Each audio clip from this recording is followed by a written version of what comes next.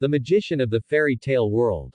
Chapter 41. Aurora frowned. Only at this moment did she realize how difficult the situation was, and a look of worry appeared on her face. Was the first major hurdle of this journey really so troublesome?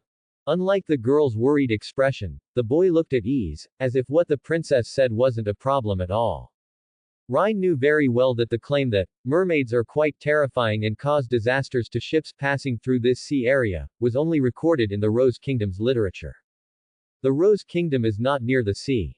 These records involving the mermaid country were actually third or fourth-hand information spread through hearsay, mostly from the exaggerated descriptions of sailors who fell into the water from other countries and various unrealistic fantasies.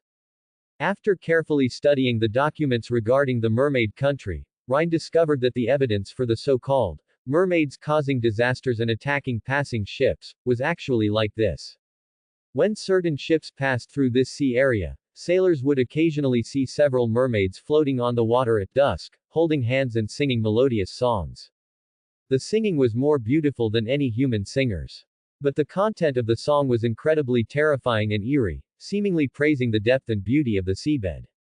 The song also seemed to be sung for the sailors, implicitly telling them not to be afraid of sinking into the sea and inviting them to embrace the beautiful seabed. However, for the sailors on the ship, there was nothing more terrifying than the seabed. If it were just some terrifying ballads, that would be one thing. What was even more frightening was that all ships that heard the mermaids singing, as if cursed, almost without exception, would immediately encounter trouble.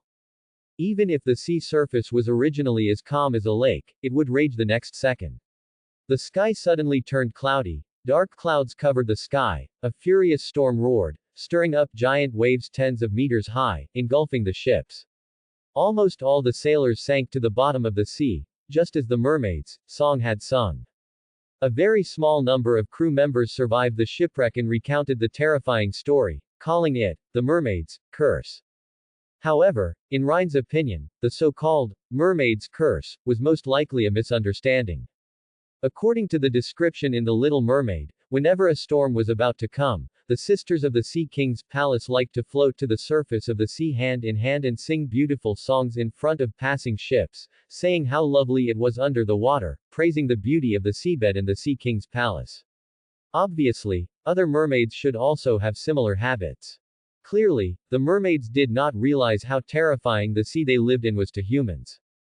You sing about the beauty of the seabed in front of sailors who fear shipwrecks the most, and then disaster truly strikes. No wonder humans fear you and treat you as monsters who bring disaster, Ryan muttered silently.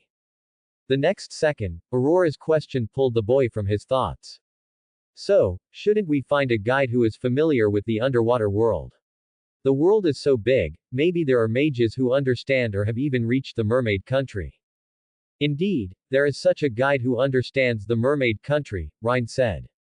Who? Aurora pricked up her ears curiously. The sage beyond the world, the prophet who knows the future, the wizard of miracles and wishes. The former court magician of the kingdom, the mentor of the kingdom's future queen, Ryan answered with a smile. Are you talking about yourself? Aurora rolled her eyes, already used to her teacher's strange sense of humor. Then, esteemed guide. First is the first question, how do we get into the sea? Aurora asked. Ryan flipped his small hand. The tinderbox, which had been on Aurora, miraculously appeared in his palm. Scratch, scratch, scratch. He struck the tinderbox 3 times. With a whoosh, a dog with eyes as big as the top of a round tower, that is, the largest dog, appeared on the beach. Ryan gently stroked the dog's fur and chanted a few spells. The dog's form rapidly changed, transforming into a strange large fish. The large fish resembled an anglerfish that the boy had seen in his previous life. The large fish opened its mouth, and Ryan, taking Aurora with him, walked into the fish's belly. The large fish leapt, taking them to dive into the sea. The fish's belly was transparent, so they could see things in the water. The fish's head had a chandelier-like object that glowed in the water, illuminating the dark seabed. Aurora then raised the second difficulty. But, my guide, this ocean is boundless. How do we find the mermaid country? Ryan smiled again and commanded the large fish. Go, swim to the mermaid country.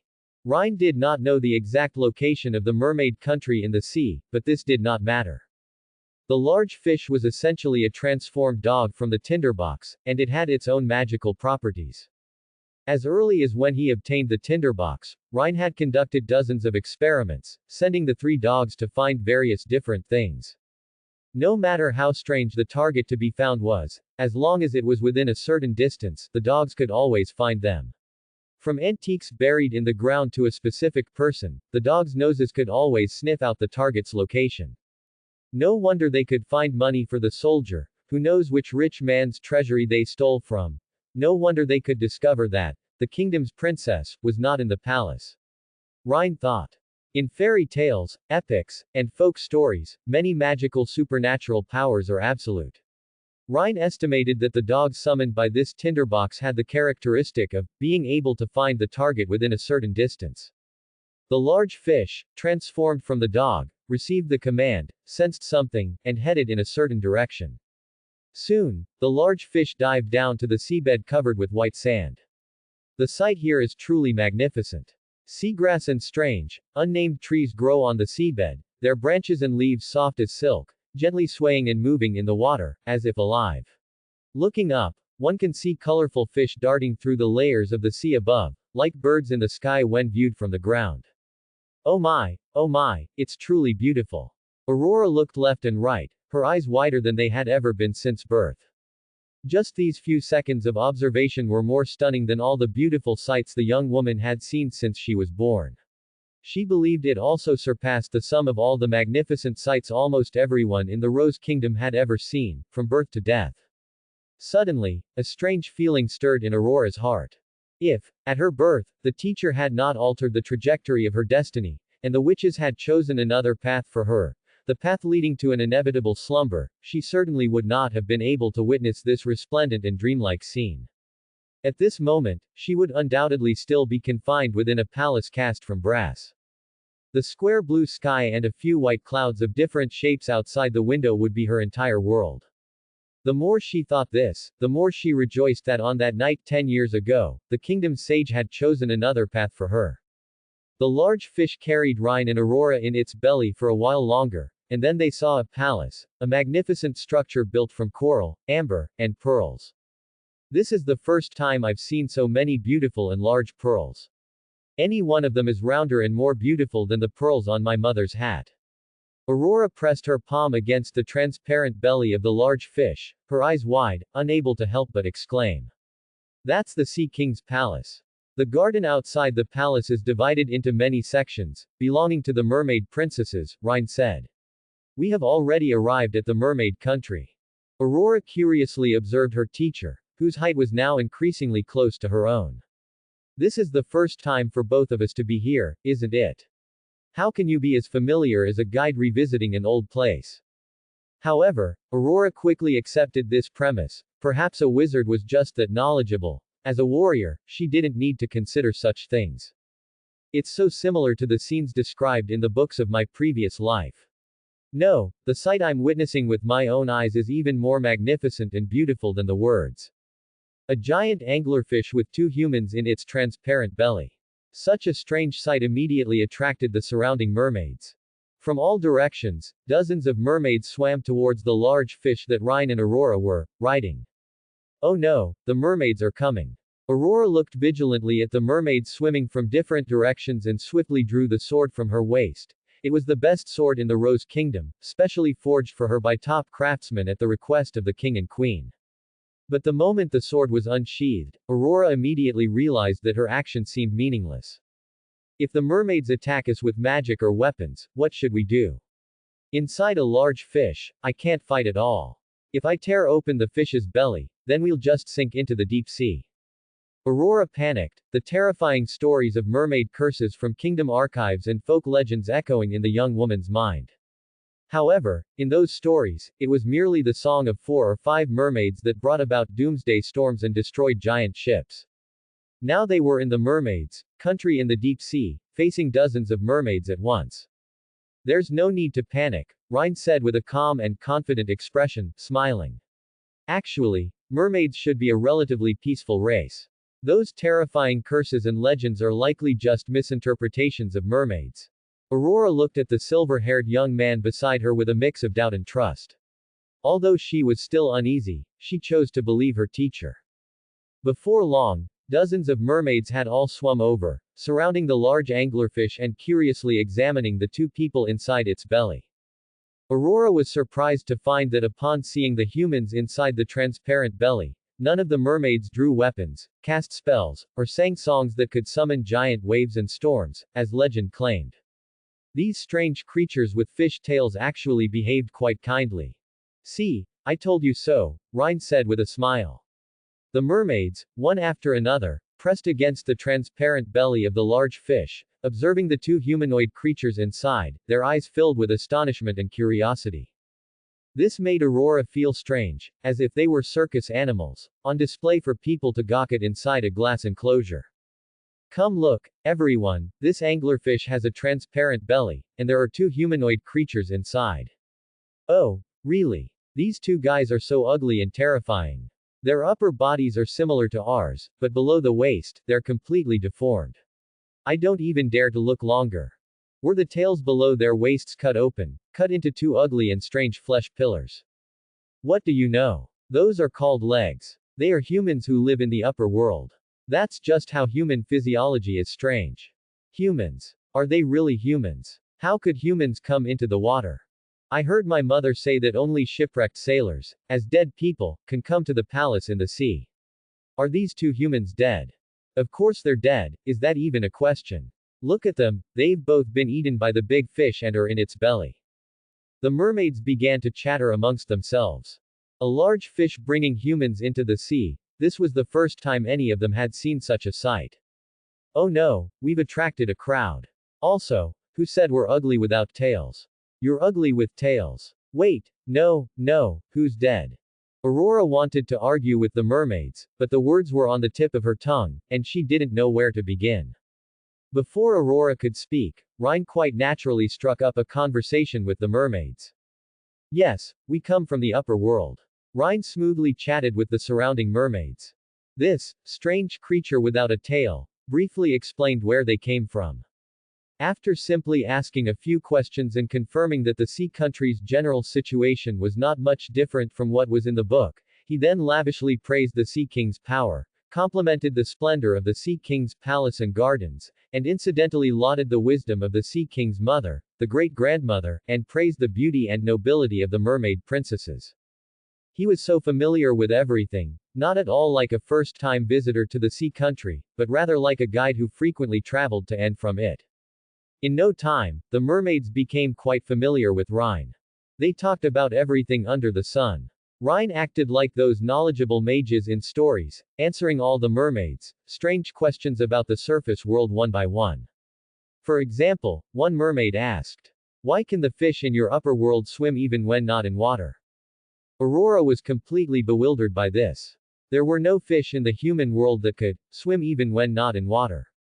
Rhine immediately told the little mermaid. "In the human world, we don't call those creatures fish, although they do fly overhead just like the fish here. Instead, we call them birds. Birds can fly because they have a pair of wings, and wings are to air as fish tails and fins are to water." Aurora was instantly stunned, looking suspiciously at Rhine. "No, how did you know?" she was asking about birds. Another little mermaid asked. "I heard from a friend who once went above the surface that in your world, the moon and stars are smaller but brighter than in our world. Why is that? Do the moon and stars condense when they see you humans?" "What? The stars and moon in the sea country are bigger than those in the human world." "Wait, are there stars and a moon in the sea country? Aren't they all in the sky?" Aurora was completely confused. Rhine smiled and patiently explained to the mermaid. "This is an optical illusion, caused by the refraction of light. In other words, your eyes are deceiving you. When observing stars and the moon from the shallow sea, the light they emit is much fainter, but through a layer of water, the moon in the mermaid's eyes appears much larger than in human eyes." Note 1. He even took out paper and pen on the spot, drawing light paths, angles of incidence, and angles of refraction, explaining the changes caused when light enters water, to illustrate the differences between the world seen through mermaid eyes and human eyes, and the many problems arising from this difference in perspective.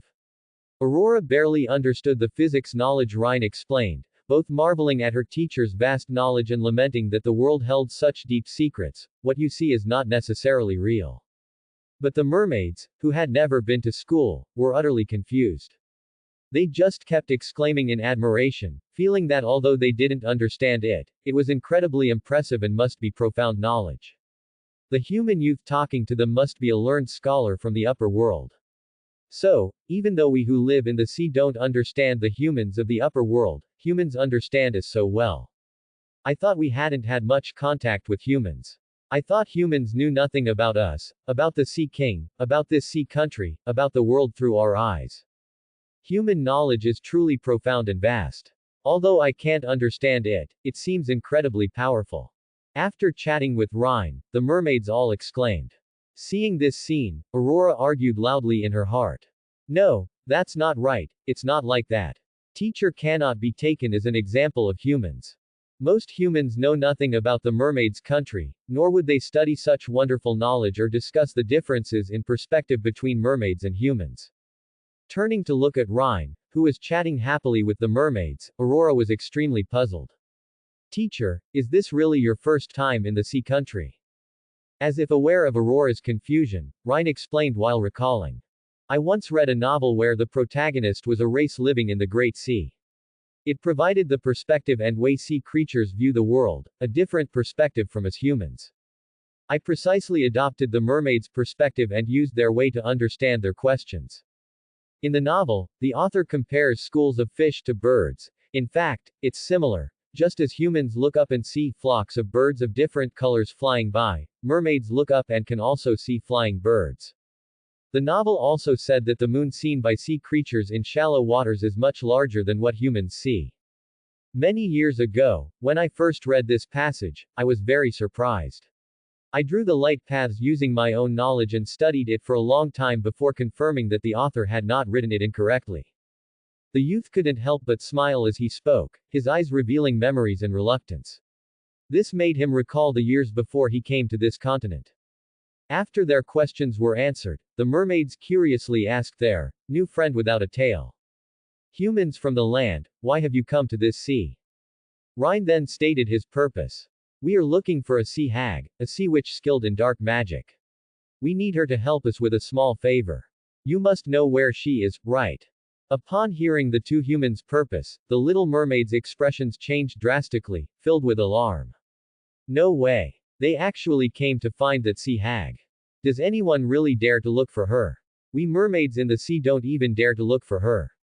Are the humans from the land really that bold? Don't go, absolutely not.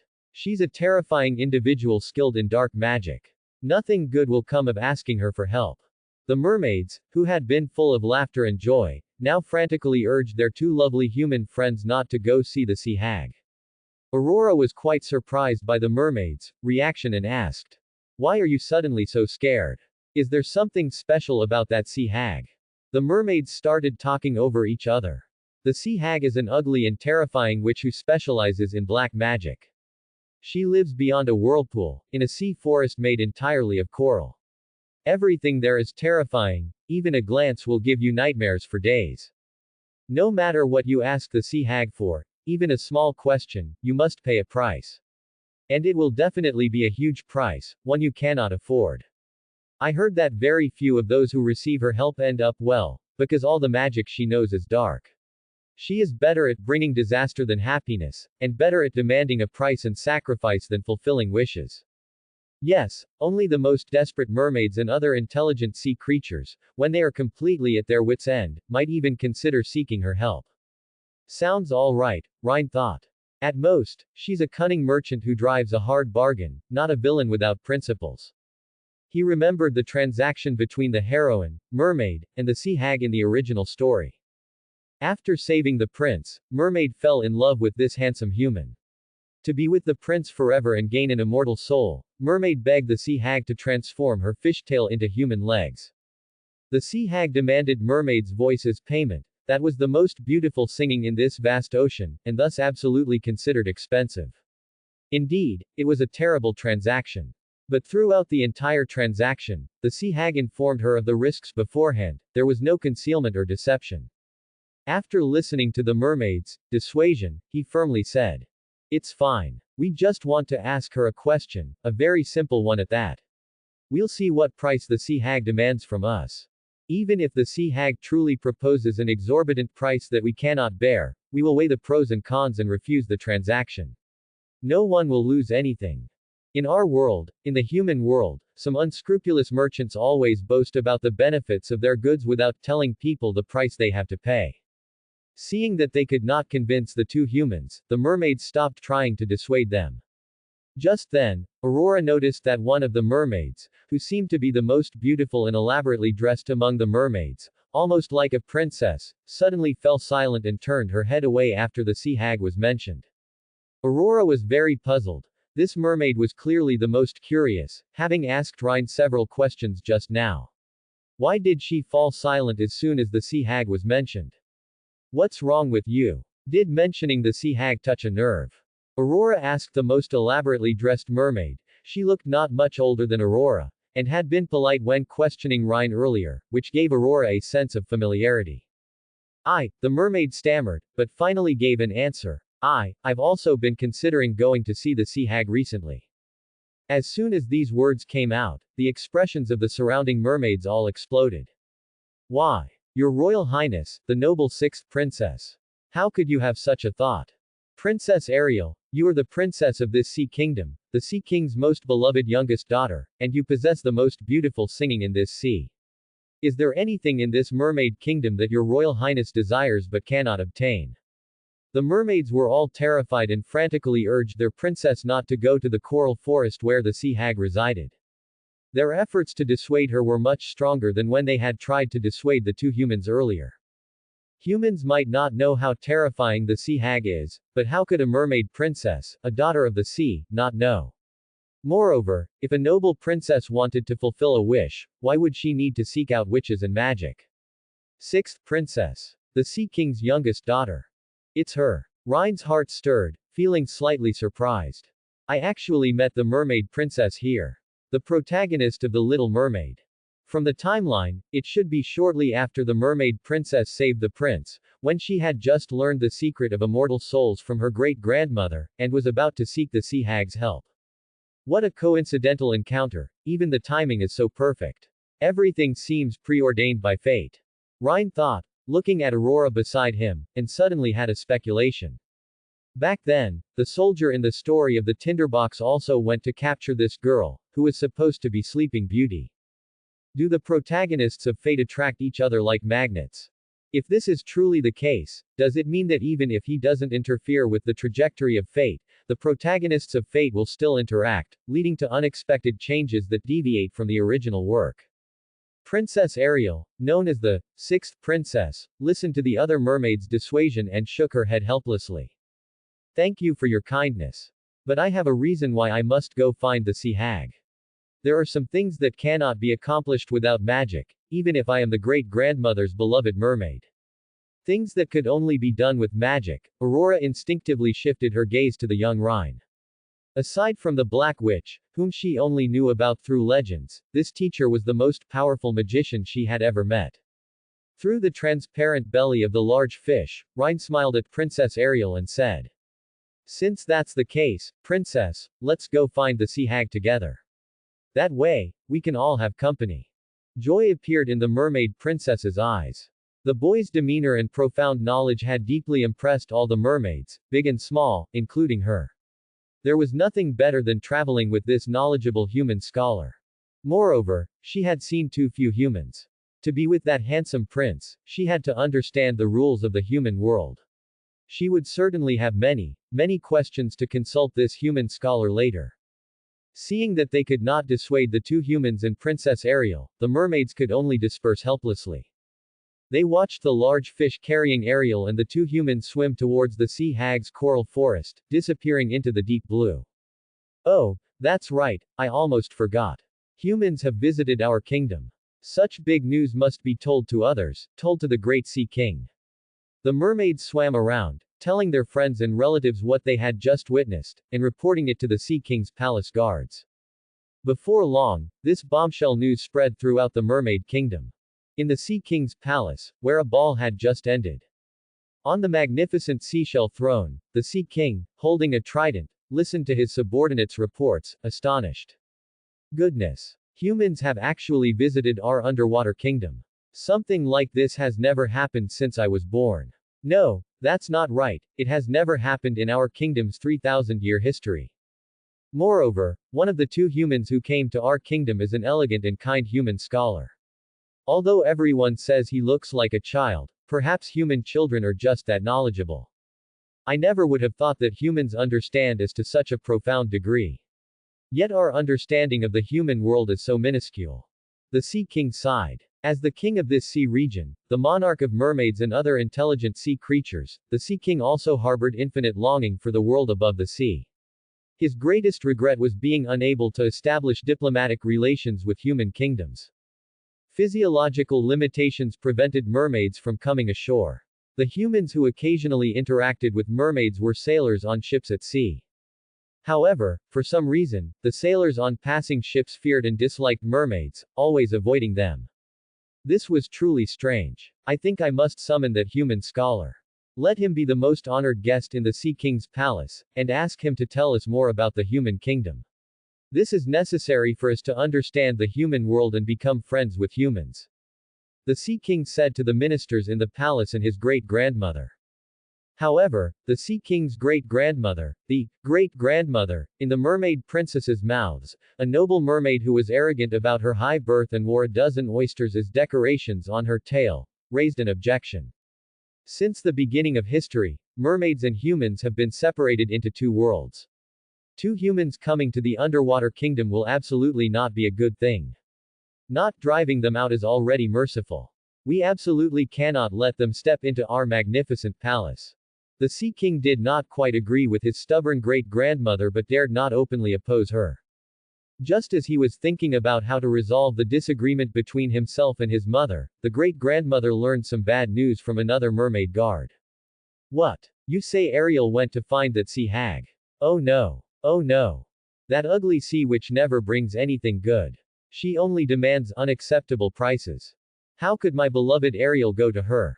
Is there any wish that I, her great-grandmother, cannot fulfill for her? This old lady, the Sea King's mother, completely changed from her previous dignified appearance. She was utterly flustered, anxiously wagging her tail, darting up and down, and shouting loudly. Everyone in the Sea King's palace knew that although the great-grandmother was usually unapproachable and majestic, as soon as Ariel was mentioned, she would immediately change her demeanor. The great-grandmother doted on the mermaid princesses the most, and among the 6 princesses, the youngest and most beautiful Princess Ariel was her most cherished treasure. We must bring the princess back before she meets that sea hag. The great-grandmother and the mermaid guards rushed out of the palace. Seeing his mother leave, the Sea King, though also worried about Ariel's situation, felt a slight sense of relief. He gathered the ministers of the Sea King's palace and gave his command. Spread my word, this is the command of the Sea King. Summon that knowledgeable human to my palace as soon as possible. I am willing to honor him as the most distinguished and noble guest, and personally consult him about the human kingdom. Princess Ariel led the large fish carrying Rhine and Aurora, weaving through the ocean currents. During this time, Rhine cast another transformation spell on the large fish that was once a dog, to prevent the magic from expiring. They passed through swirling vortices of foam and bubbling mud flats, entering a grotesque forest made of coral polyps. The humans who had drowned and sunk to the seabed, and even 1 or 2 mermaids who had died by accident, hung in the coral forest as stark white skeletons. Whenever aquatic creatures passed through this forest, the coral polyps would come alive, extending their arms to try and grasp them, wanting to keep these beings there forever. The sight here is truly terrifying. No one living in a place like this would be considered a good person, Rhine thought. Princess Ariel also felt fear, her heart pounding. She kindly reminded her 2 human friends. The sea hag has a strange temper. When you meet her, you must speak well, be polite, and absolutely do not anger her. She wields terrifying dark magic. Even my father, the monarch of this sea, is unwilling to provoke such a dangerous sea witch. Ariel worried that the 2 humans from the land underestimated the sea hag's terror. The mermaid princess didn't quite understand the speed at which humans matured, But these two children seemed even younger than herself, so she developed a sisterly protectiveness. She wanted to protect these two children, not wishing for them to be eaten by the sea hag because of a slip of the tongue or some other mistake. Although Ariel wasn't sure if the sea hag would do such a thing, since everyone said this sea witch was so terrifying, it wasn't impossible. What is this? Who here doesn't know magic? Who here isn't an important figure highly valued by a monarch? Aurora, hearing the mermaid princess's words, couldn't help but want to retort. But glancing at her silent teacher beside her, she still suppressed her competitive nature. Although I only know a few small tricks myself, teacher's magic must be more exquisite than the sea hag's magic. Aurora thought. From their previous conversations, Aurora felt that the mermaids' mastery of magic didn't seem to be stronger than that of humans on land. This fact was vastly different from the legends. The legends that mermaid songs would summon storms and destroy ships, and mermaids would lure sailors to crash on reefs and die, truly seemed to be just a misunderstanding. Mermaids were far from the evil creatures described in human books. Instead, they were beings as kind and as vulnerable as most humans. Is it possible for mermaids and humans to understand each other better? Aurora couldn't stop thinking. Ariel, why are you going to see the sea hag? You are a princess of the sea, so you must have encountered a great difficulty, right?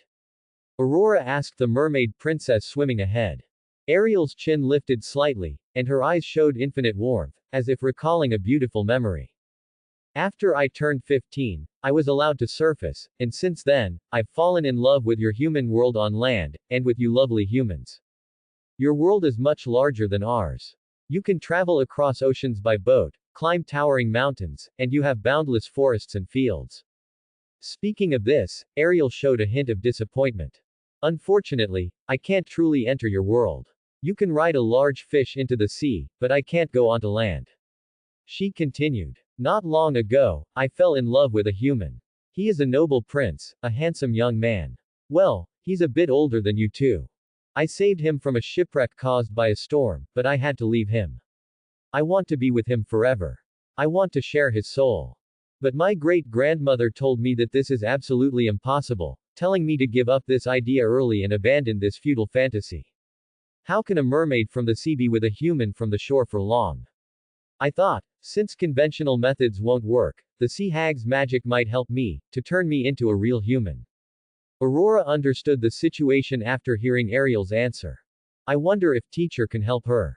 If so, wouldn't Sister Ariel not need to beg the sea hag for help? The blonde girl thought. Aurora carefully considered the mermaid princess's predicament, then suddenly her eyes widened, and she asked very seriously.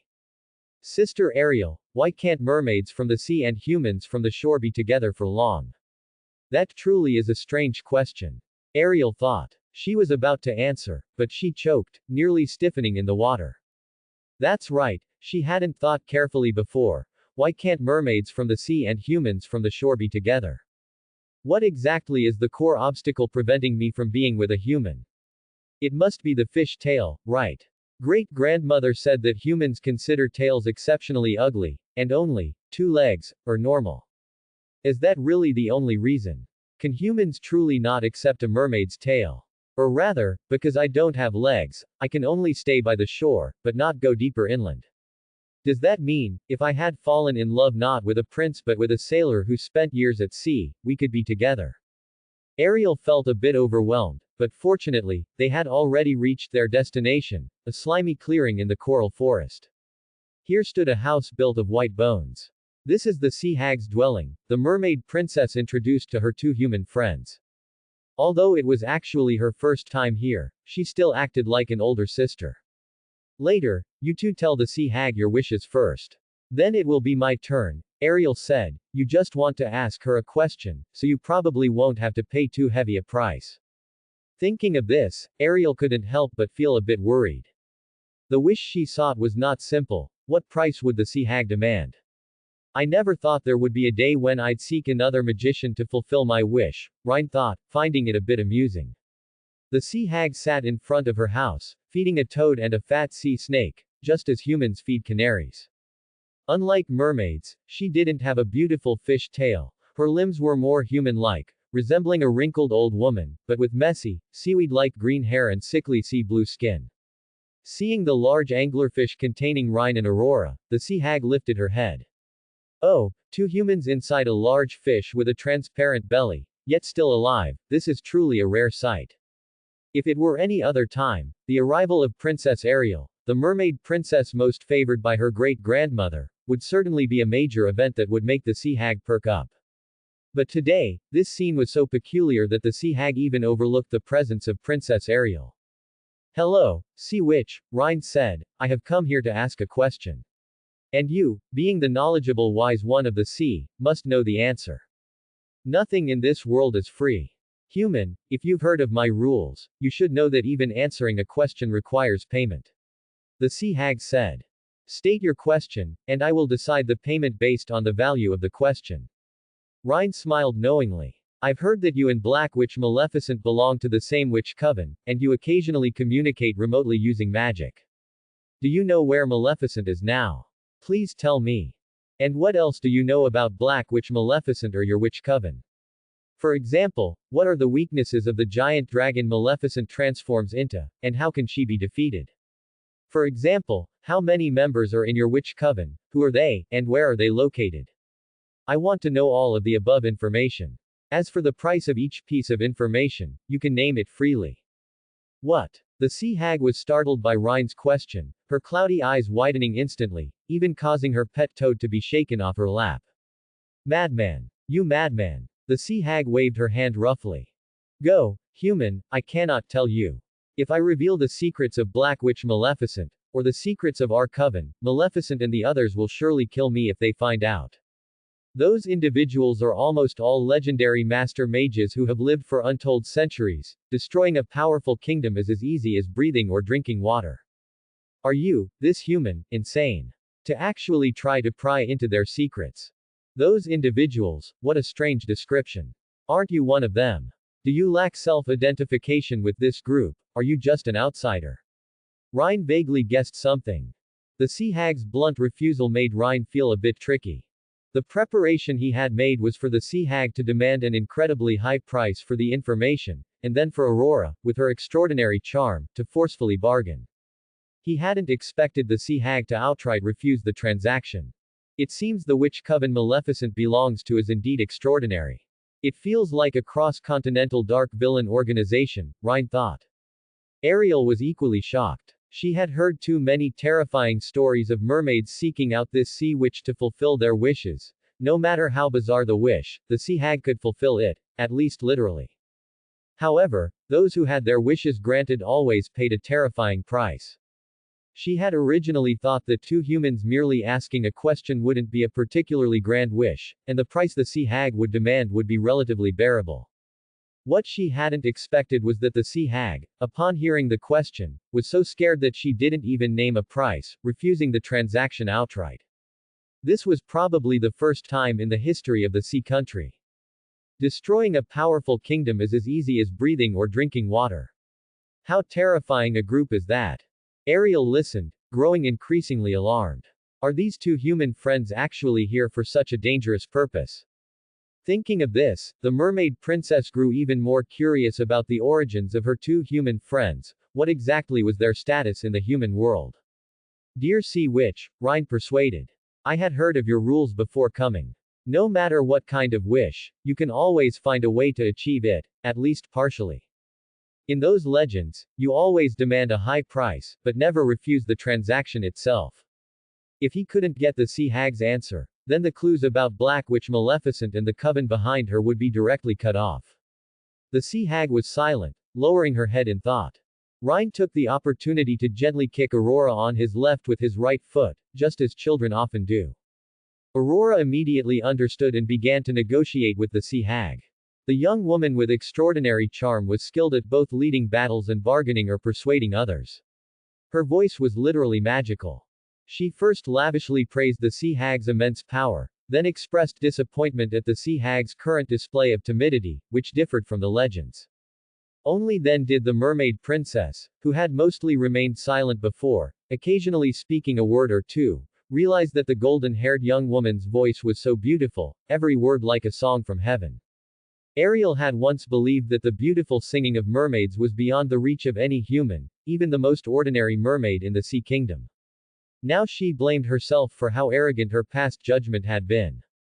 Humans on land truly have hidden talents. 2 human children, one a knowledgeable human scholar, and one with such a beautiful voice. Ariel thought, feeling an overwhelming urge to protect the 2 beautiful, delicate children. Finally, the sea hag was persuaded. All right. I agree to your terms. I can't break my own rules. Here's how it will be. Your request is actually 2 parts, so I will demand 2 payments. You pay the first payment, and I will tell you everything I know about Maleficent. This includes her person and the location of the ancient castle, the powers she possesses, and her possible weaknesses. If you can pay the second payment, I will tell you other things about our witch coven. Rhine's heart rejoiced, and he smiled, saying, Please tell us. What kind of payment do we need to make? Rhine believed that Aurora had already used her natural charm to bargain effectively, and the sea hag would offer a price that was at least somewhat fair. First, the first payment. The answer is a valuable gift, based on equivalent exchange. Since you ask me questions, I should reciprocally ask you questions, the sea hag said. I will ask you 3 questions, and if you can provide satisfactory answers, that will count as the first payment. I will tell you all the information about Maleficent. Questions for questions. That's certainly a common challenge format in fairy tale worlds, Rhine thought. From The King and the Shepherd Boy to The Clever Farmer's Daughter, being able to answer difficult questions is a standard for the wise. It's a quiz, that's great. Ariel was delighted, and introduced Rhine to the sea hag with confidence, saying, This silver-haired human youth is a knowledgeable human scholar. There's probably no question that can stump him. It's a good thing they weren't asked to fight sea monsters or pluck out their eyeballs, the mermaid princess thought. The sea hag laughed disdainfully. I've seen many knowledgeable human scholars, they are almost all white-haired old men and stubborn pedants. I've asked hundreds of scholars who claimed to know everything, and the riddles I asked were precisely the ones I'm about to ask you. No one could answer my riddles, no one could provide the answers I wanted. They all fell at the first question. It seems the first question will be very difficult, Rhine said, his expression serious. The sea hag cleared her throat, stroking the fat sea snake. First, the first question, it's a riddle. If you can't even answer the initial question, then the subsequent questions will be meaningless. Because the later questions build upon it. The sea hag posed the first question. In the human world, there is such a precious treasure. No one can see it, yet countless poems and articles praise it. No one can touch it, yet it can be polluted and cleansed. It is lighter than wind, yet more precious than gold. It is softer than mist, yet it endures through ages, never perishing. Humans on land possess it, while mermaids and other intelligent sea creatures do not. The most bizarre, the most peculiar thing about this precious treasure, is this treasure is more important to the dead than to the living. Now, my wise friends, please tell me, what exactly is this treasure? The sea hag finished reciting the riddle as if chanting a poem. Then she laughed. She didn't expect these 2 humans to be able to provide the answer. To answer the riddle, mere wisdom was far from enough, one had to know some prerequisite knowledge. And this knowledge was known only to a few wise ones in the sea country, how could humans from the upper world possibly know it? Facing the riddle, Aurora's head felt hot. The sea witch's blessing only granted her speed in learning and memorizing, it seemed to offer little help when dealing with problems that required quick wit. This treasure cannot be seen or touched. It must be intangible. An intangible treasure. Courage. Or perhaps other qualities like kindness. No, that's not right. Mermaids have those qualities too. Suddenly, Princess Ariel's tightly furrowed brows smoothed out, and she raised her hand, saying, I know it. What? Ariel actually guessed it. Aurora was very surprised. This quiet and elegant mermaid princess was clearly not a learned sage. Could it be that the answer to the riddle was something that an ordinary human would find difficult to think of, but which Princess Ariel highly valued because of her special experience? The answer is, Ariel was about to blurt out the answer. Stop. Unexpectedly, the sea hag reprimanded sharply. Princess, this riddle is for the 2 human children. You are not allowed to answer or prompt them. Ariel had no choice but to stop speaking, her heart burning with anxiety. She didn't know when it started, but she had already acknowledged these two human friends, and worried about their gains and losses. Aurora tried to voice her answer. Love. Is the answer love? I mean, human love for mermaids. She deliberately emphasized human love for mermaids. Wouldn't that be something humans possess but mermaids do not? The moment she blurted out this answer, a surge of joy filled the blonde girl's heart. Yes, love cannot be seen, yet it is praised in countless poems. It cannot be touched, yet it can be polluted and cleansed. Because love has no physical form, it is lighter than wind and softer than mist. At the same time, love is indeed a treasure more precious than gold, and because love can be recorded and passed down, it can endure through the ages and never perish. Moreover, hasn't Ariel recently fallen in love with a human prince? Human love for mermaids was indeed something I couldn't think of immediately, but Princess Ariel has recently been yearning for. It matched. The sea hag was stunned. A few seconds later, she emotionlessly announced. Incorrect answer. In an instant, Aurora suddenly realized, remembering the last line of the riddle. This treasure is more important to the dead than to the living. Love did not fit the condition. How could she answer this? Aurora frowned. Just then, a clear and resonant young man's voice rang out. An immortal soul. Rhine, the silver-haired young man who had remained silent, suddenly lifted his chin and repeated the answer word by word. An eternal, immortal soul. Ariel's mouth dropped open, first staring wide-eyed at Rhine, then breaking into a smile, letting out a sigh of relief for her two new friends. She knew this human friend had answered correctly. Ah, what does that mean? Aurora didn't immediately understand.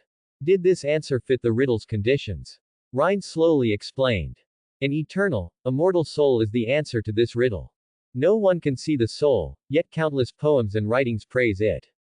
No one can touch the soul, yet the soul can be polluted and cleansed. We often say that vile teachings pollute the soul, while sacred scenes cleanse the soul. The soul has no weight, thus it is lighter than wind. The soul's value is immeasurable, thus it is more precious than gold. The soul is softer than mist, but because of its eternal immortality, even after enduring ages, it never perishes. Most importantly, an immortal soul is, of course, more important to the dead than to the living. It is precisely because the body perishes that the soul's immortality has meaning. After listening to Rhine's explanation, Aurora vaguely felt that something wasn't quite right. Did the teacher deliberately omit one of the riddle's lines? But, didn't the riddle say? Aurora opened her mouth to ask the teacher, but Rhine seemed to already know what she wanted to ask. Rhine calmly said, Yes, Aurora. As the riddle says, humans possess immortal souls, but mermaids and other non-human intelligent beings do not. Princess Ariel, standing nearby, lowered her head and remained silent. Your answer is correct. The sea hag smiled, laughing loudly. Human, I truly didn't expect you to know. Even in this kingdom beneath the sea, only a few wise elders know this secret. The aged sea witch continued. Human lifespans are much shorter than those of mermaids and other intelligent beings of the sea. But what you humans possess, and we do not, is that shining, immortal soul. Some say that when the body perishes, the immortal soul flies towards the clear sky, towards the shining stars, ascending into the heavenly kingdom, or, in particularly bad cases, it will fall endlessly, plunging deeper than the seabed, to the deepest part of the earth. In short, it goes to another world, a world we can never see. Others say that the immortal soul will return to the human world, reincarnated as a newborn. When an elder passes away, and their loved ones shed their first tears, in some corner of the world, another infant will let out an equally loud cry. Death and rebirth are conjoined twin sisters, they are always tightly embraced, never separated. Since the beginning of history, no one has truly died. At this point, the sea hag's laughter became somewhat deranged.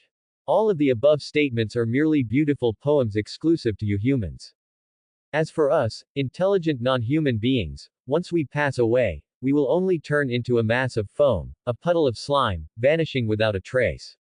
Because we are different from you, we do not have an immortal soul. So that's how it is, Rhine sighed softly in his heart. Even though he already knew this answer, being truly in this situation brought a completely different feeling. In some simplified, adapted versions of The Little Mermaid, Story, or stories later called The Little Mermaid, the tale between the mermaid princess and the prince is merely a love story easily understood by children.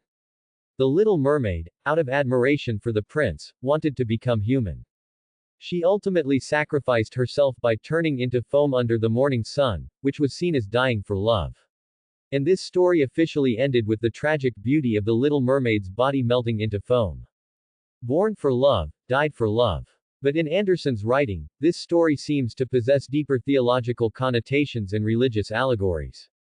The Little Mermaid wanted to marry the prince, and a crucial reason was her pursuit of an immortal soul. She wanted to obtain an immortal soul herself by falling in love and marrying a human. This religious connotation also extends to the end of the work. After turning into foam, the Little Mermaid supposedly heard the voices of angels and became a daughter of the sky. God's glory was hidden within the story's text. Rhine's thoughts raced. He also noticed a significant difference between the sea hag's account of the immortal soul and the original story's version. In the original story, the immortal soul was only described as ascending to heaven. However, in the sea hag's narration, even though the sea's wise ones knew of the immortal soul's existence, its destination remained a mystery. It could ascend, descend, or even reincarnate. When an elder passes away, and their loved ones shed their first tears, in some corner of the world, another infant will let out an equally loud cry. Death and rebirth are conjoined twin sisters, they are always tightly embraced, never separated. Rhine was certain that this statement did not share a single word with the original work. Its core meaning was also completely different from the ideas of Christian scholastic philosophy, not implying the existence of a single, unique deity. Instead, it was somewhat similar to the Buddhist concept of reincarnation, diluting the original theological flavor. Does this suggest that in this fantasy world, human souls are immortal, is merely an objective natural law, no more special than, water flows from high to low, and, the sun rises in the east and sets in the west? The immortal human soul is not a gift from a deity. This fantasy magic world likely does not have an omniscient, omnipotent God. Thinking this, Rhine quietly breathed a sigh of relief. The sea hag snorted coldly. But don't forget, solving only the first riddle is meaningless, you still have to answer the next two questions. As expected, this is the price the sea hag demands. Princess Ariel sighed inwardly, feeling a little uneasy. After Rhine and Aurora, she also wanted to ask the sea hag for a wish, to grow human legs, go to land, and be with the prince. So, what would her price be? Next is the second question. Listen carefully, human. The sea hag said loudly. Humans, you already know the answer to the first riddle, the eternal, immortal soul. Now, tell me, how long is eternity? Is eternity 100 years? Is it 1,000 years? Or is it 10,000 years? Clever humans, please tell me the length of eternity. Aurora found the sea hag's question utterly baffling. If it's eternal, how can there be a concept of length? That's a complete contradiction. Why did this sea witch always ask such strange questions? Aurora, with a nothing to lose by trying mindset, replied. Eternity is an infinitely long time. The sea hag smiled. Yes, so how long is eternity, that is, infinite length, exactly? The sea hag's mocking smile made the young girl somewhat annoyed. Seeing Aurora's furious yet helpless expression, Rhine laughed. Did you notice? When the sea hag was telling us about the uniqueness of an immortal soul just now, she used poetic descriptions. Just like the previous riddle, it was also like a poem. I think this indicates the direction of the answer she wants. Oh, future king of Rose Kingdom, most things in the world cannot be fully encompassed by logic and dialectics. Try to answer this second question using the mindset from fairy tales. Using the mindset from fairy tales. Aurora pondered her teacher's words. While Aurora was still in thought, the silver-haired youth stepped forward, like a bard telling stories around a campfire, and slowly began. Beyond the great sea, deep within the land where humans live, in a very, very distant place, there is a diamond mountain. This diamond mountain is enormous. If you want to climb it, it takes a year to reach the summit. If you want to go around it horizontally, it also takes a year. If you just walk straight through to the back of the mountain, it similarly takes a year. Every 100 years, a bird flies from afar and gently pecks the diamond mountain with its beak, then flaps its wings and turns to leave. Many of the humans living at the foot of the mountain cannot even see the bird's single visit in their entire lives. Only the longest-lived centenarians might witness the miracle of the bird flying twice in their whole life, considering this experience a source of pride. The sea hag sighed softly. Yes, human lifespans are so fleeting compared to ours. This is indeed a beautiful story about life, about time. But what does this story have to do with my question? Rhine smiled, revealing the end of the story. When the entire Diamond Mountain has been pecked away by that bird, the first second of eternity will have ended. The coral reef forest fell into silence. All was quiet. Only the gurgling sound of bubbles rising from the cracks and the distant sound of fish swimming could be heard. Aurora suddenly had a realization. So that's it. The second riddle isn't a literal question, but rather asks us to describe the weight of eternal immortality in an immortal soul, in some way. How cunning. The sea hag burst into laughter. Ha ha, an interesting answer. As expected of a human with an eternal soul, telling me the weight of eternity with your own mouth. How did you come up with such an interesting answer, human? Rhine truthfully replied. I didn't come up with this answer. It's a story described in a book I read before. At most, I just added a few details to it. This was the beautiful story told by the little shepherd boy in Grimm's fairy tales, when answering the king's question. Of course, the reason Rhine from his previous life remembered this story so vividly was that a certain episode of Doctor Who mentioned it. He never expected that here, in another completely different story, the same answer could be used. Just then, Rhine heard Aurora behind him, her voice very low. Teacher, I'm thinking about something. Today, after learning such a big secret from your conversation, I finally understood. Teacher, I, like you, am eternal. The sea hag suddenly remembered something and said coldly. For the last question, I'm adding a rule. According to the rules, both of you are to answer the questions. But the previous two questions were both answered by that silver-haired boy. Therefore, I believe the last question should be answered first by that blonde girl. That way, it will be answered by both of you, not just one person. Ignoring Aurora's cries of, that's not fair. The sea hag asked, word by word. Now, for the third, and final, question. As the sea witch was about to ask her question, Rhine suddenly felt a surge of intense energy from the distant seawater, penetrating the big fish's belly and radiating onto his skin. The wish power of the child of destiny. Rhine instantly understood. Getting the answer to this question was the sea hag's wish. If the first two questions were merely tests for the questioner, then the answer to the final question was what the sea hag truly craved. Only those who knew the secret of the immortal soul and clearly understood the weight of eternity were qualified to answer this question. Now, tell me, how can we, non-human beings, obtain an eternal and immortal soul like yours? The sea hag asked. It's this question. Rhine almost couldn't believe his ears. You didn't know that. Rhine, of course, knew the answer. The answer was, love. If a human genuinely loves a mermaid, they can bestow an immortal soul upon the latter. And the human's original immortal soul would not disappear as a result. There was too little description of the sea hag in the original work, but from her ability to instantly guess the mermaid's intentions in the original work, she should have understood this. Could it be that in this world, the sea hag came into contact with Black Witch Maleficent and the witch coven behind her, delving into terrifying black magic, to the extent that she was completely rejected by the Sea Kingdom and thus couldn't access this hidden yet beautiful knowledge? Rhine had a guess, his gaze flickering towards Aurora, who was deep in thought. Aurora, of course, didn't know the answer. She had only just learned today that humans had an immortal soul, so how could she possibly know how non-human beings could obtain an immortal soul? The young mage had a flash of inspiration, pointed at Aurora, and said with a smile to the sea hag. My friend has already given the answer. According to the rules you set, all three questions have been answered, so you should tell us everything about Maleficent. What? When did she say that? The sea hag looked bewildered. From the moment she finished reading the question, Aurora hadn't said a single word. Rhine glanced at the extremely confused sea hag and mermaid princess, then reiterated the sea hag's rule. The last question should be answered first by that blonde girl. According to this rule, as long as she says the answer before me, that's enough. Even if the answer is given before the question.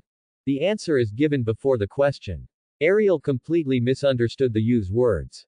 What did that mean? How could an answer be given when the question hadn't even been asked yet? Aurora immediately understood Rhine's hint. Even before the sea hag asked the last question, she had already stated the answer once. That answer was love. Aurora said, the answer is love, right? Ah, human love for mermaids. This was her answer to the first question, which she had just given a few minutes ago. Of course, the answer to the first question was, immortal soul, so this was a wrong answer.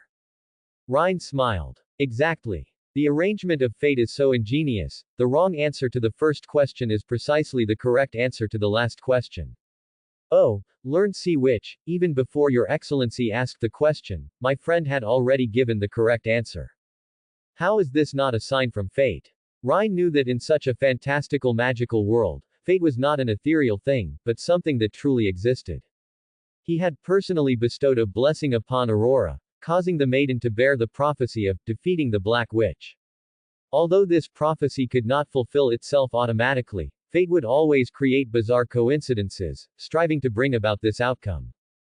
During the Q&A for the first question, they had actually answered two questions simultaneously. Ariel also helped her new friend. Yes. My grandmother just told me not long ago that although mermaids do not have an immortal soul, as long as a human loves you, they can grant you an immortal soul.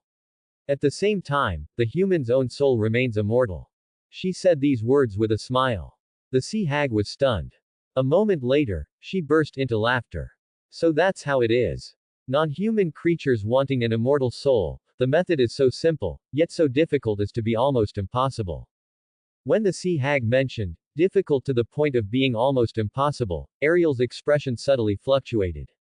At this moment, Rhine felt that the fiery, hot energy surged rapidly, pouring into his soul, causing his magic power to increase slightly again. The wish was fulfilled. Although Aurora was nominally the one who spoke the answer, it was essentially him, the magician, who answered and resolved the sea hag's inner knot. Another wish of a child of destiny has been fulfilled. I wonder what I will gain this time. Rhine eagerly anticipated new power. Vast, ocean-like knowledge poured into his mind, directly imprinted in his memory and soul.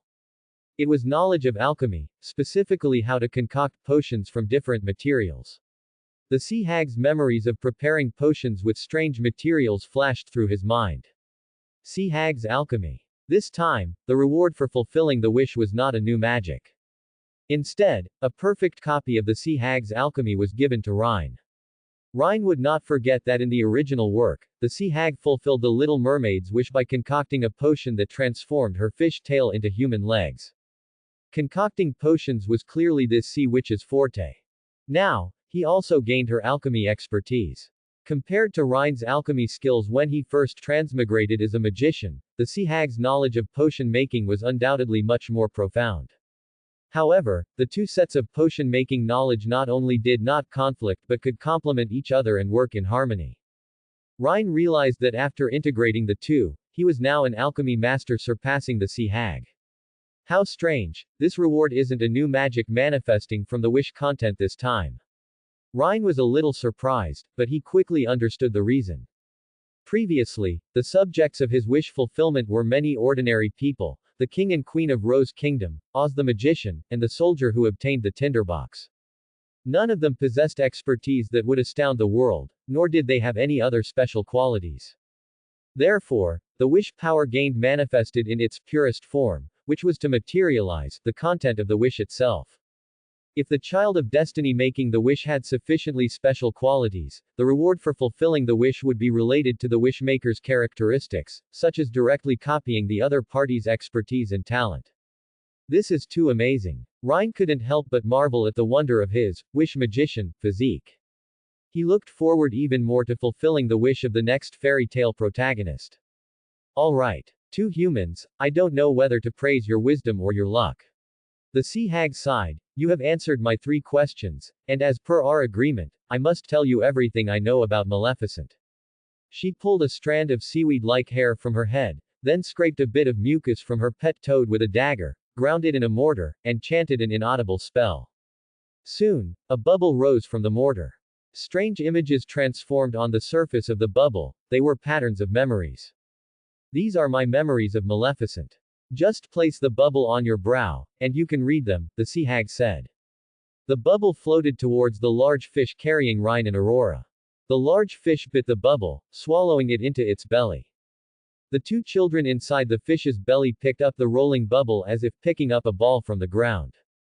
Rhine tossed a gold coin, performed a simple divination, and after confirming that this was the answer they wanted, he put away the bubble, not rushing to read this memory. Thank you, Sea Witch, for keeping your promise. According to our original agreement, the 3 questions were only the first payment, to exchange for the secrets about the Black Witch Maleficent. Now, tell me, what is the second payment we need to make? This payment will be used to exchange for information about your witch coven. Rhine believed that the second payment would likely not be as simple as answering a question, simple enough to be completed on the spot. It might take a long time to achieve. Help me gain the recognition of the Sea Kingdom, the Sea King, and other sea creatures.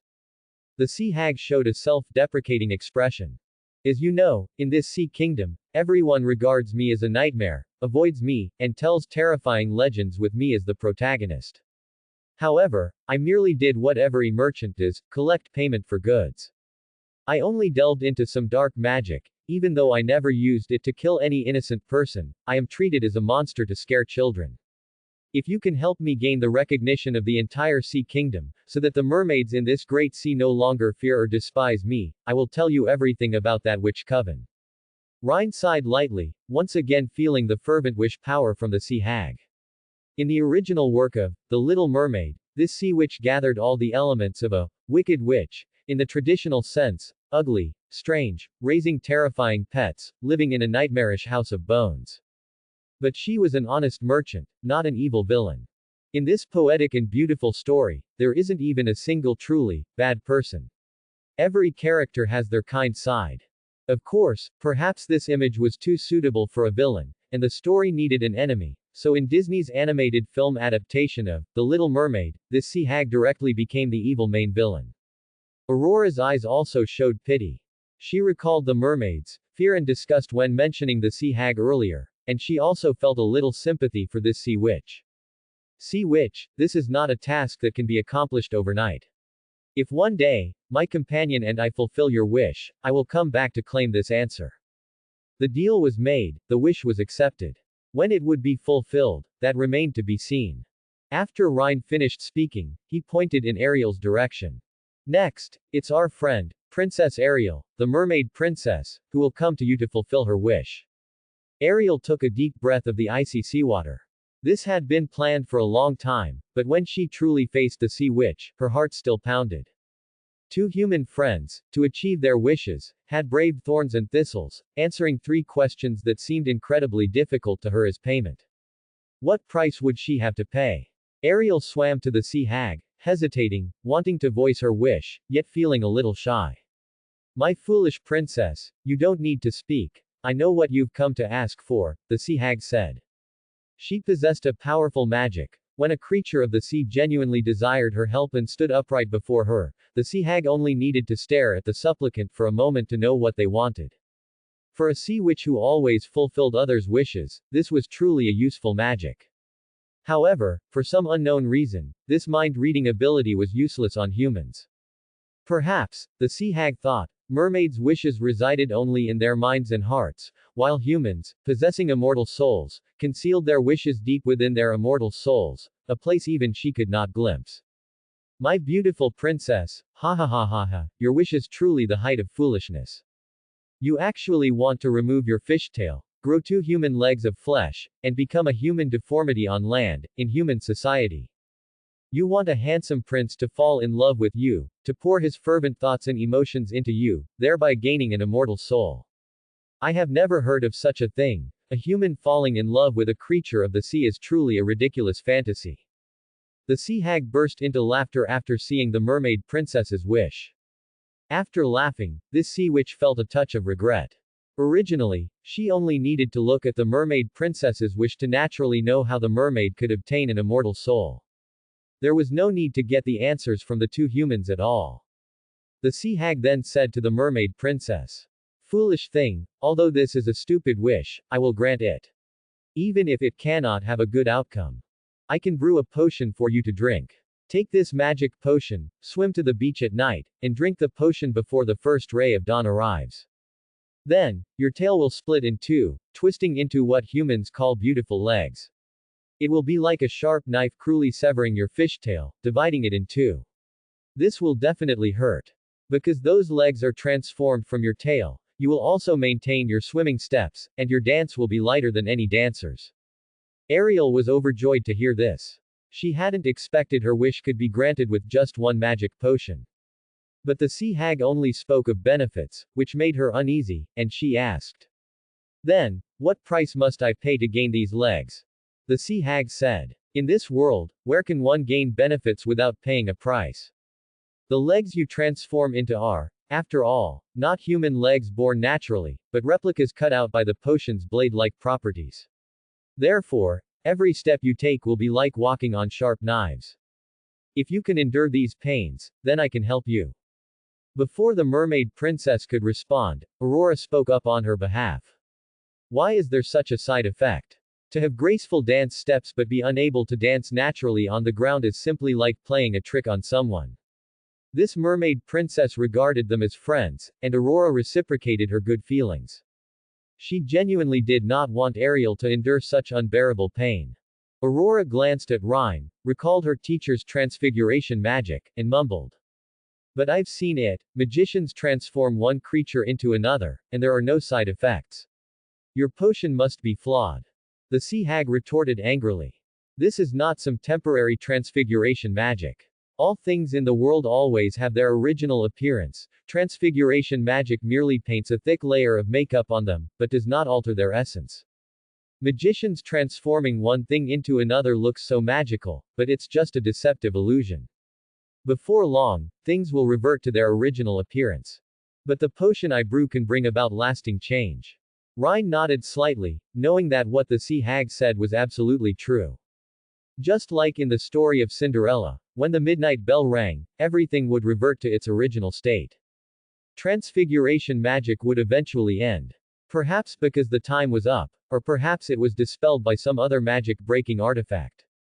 According to the tabletop games like Dungeons and Dragons in his previous life, only effects with a duration of instantaneous were undispellable. Ariel, fearing that the sea hag and her human friends would quarrel, quickly said to the sea hag. No problem. I can endure it. Her voice trembled, but it was quite firm. Because she thought of that handsome prince, and her ambition to gain an immortal soul.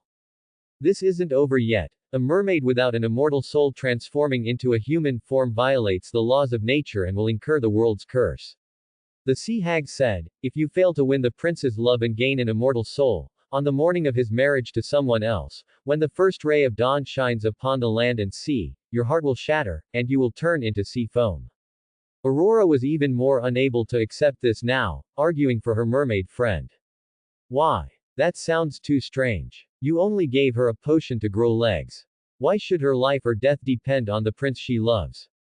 If, and I mean if, that prince doesn't end up with Ariel, why must she die? Can't she change her goal, find someone else who loves her? Ariel is so beautiful. After she turns human, she will surely attract a tide of admirers.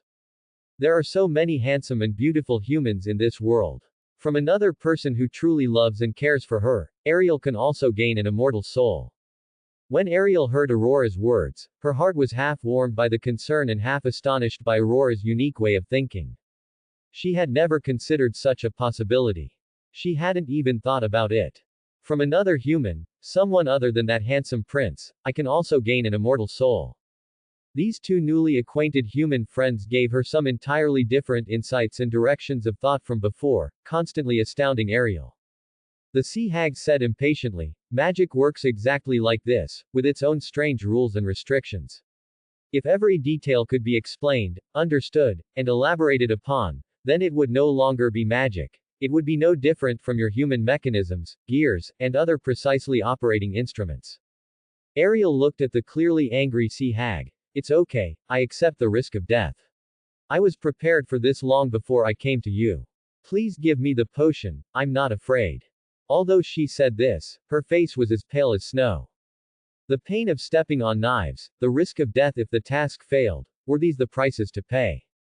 Ariel was willing to endure the former.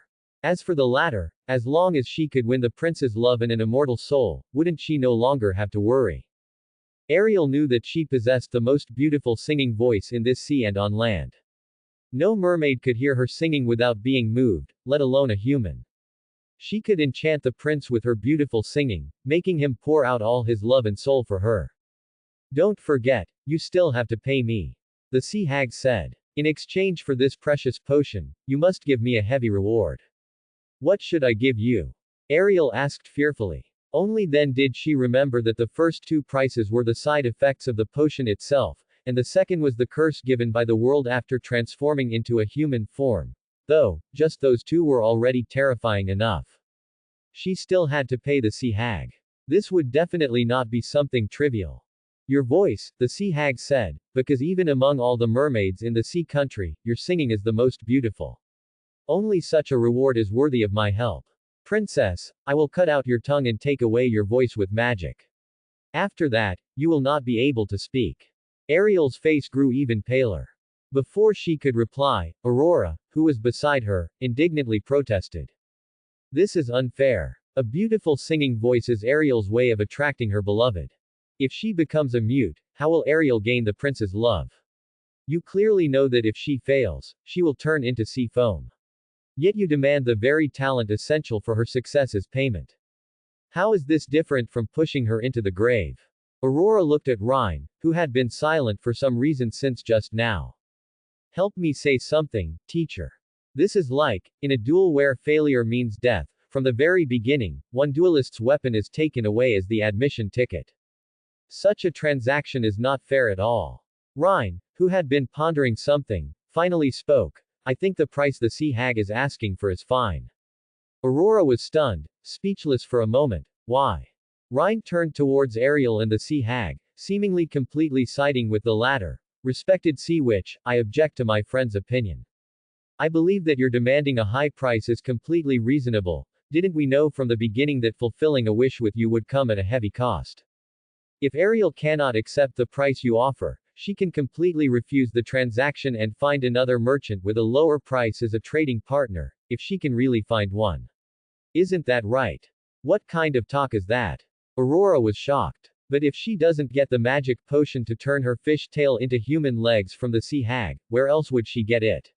She was about to ask Rhine this when she suddenly stopped. Aurora instantly understood what her teacher was about to say. The sea hag obviously didn't know what Rhine was thinking, she only saw that the two humans were arguing among themselves, and the silver-haired youth was uncharacteristically disagreeing with the golden-haired girl, strongly speaking up for her. The sea witch laughed heartily, praising Rhine. I really didn't expect you to be so sensible, child. Not at all like your friend. Your friend keeps grumbling and grumbling, always wanting to blame me and push the fault onto me.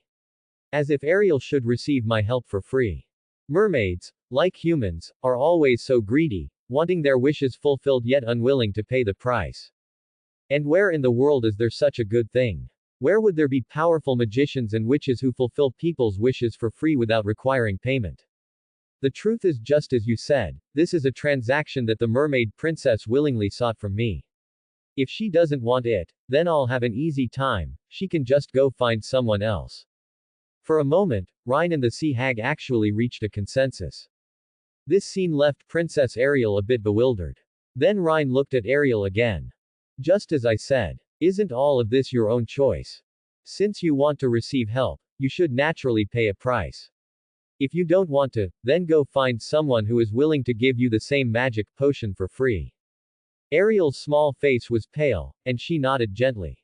Despite being sad about losing her beautiful voice and becoming mute, she admitted in her heart that what her human friend said was not wrong. It was impossible to expect someone to help her transform into a human for free, was it? Let's do it this way, I accept this transaction. Ariel mustered her courage and said to the sea hag. Stick out your tongue. The sea hag then took out a sharp knife.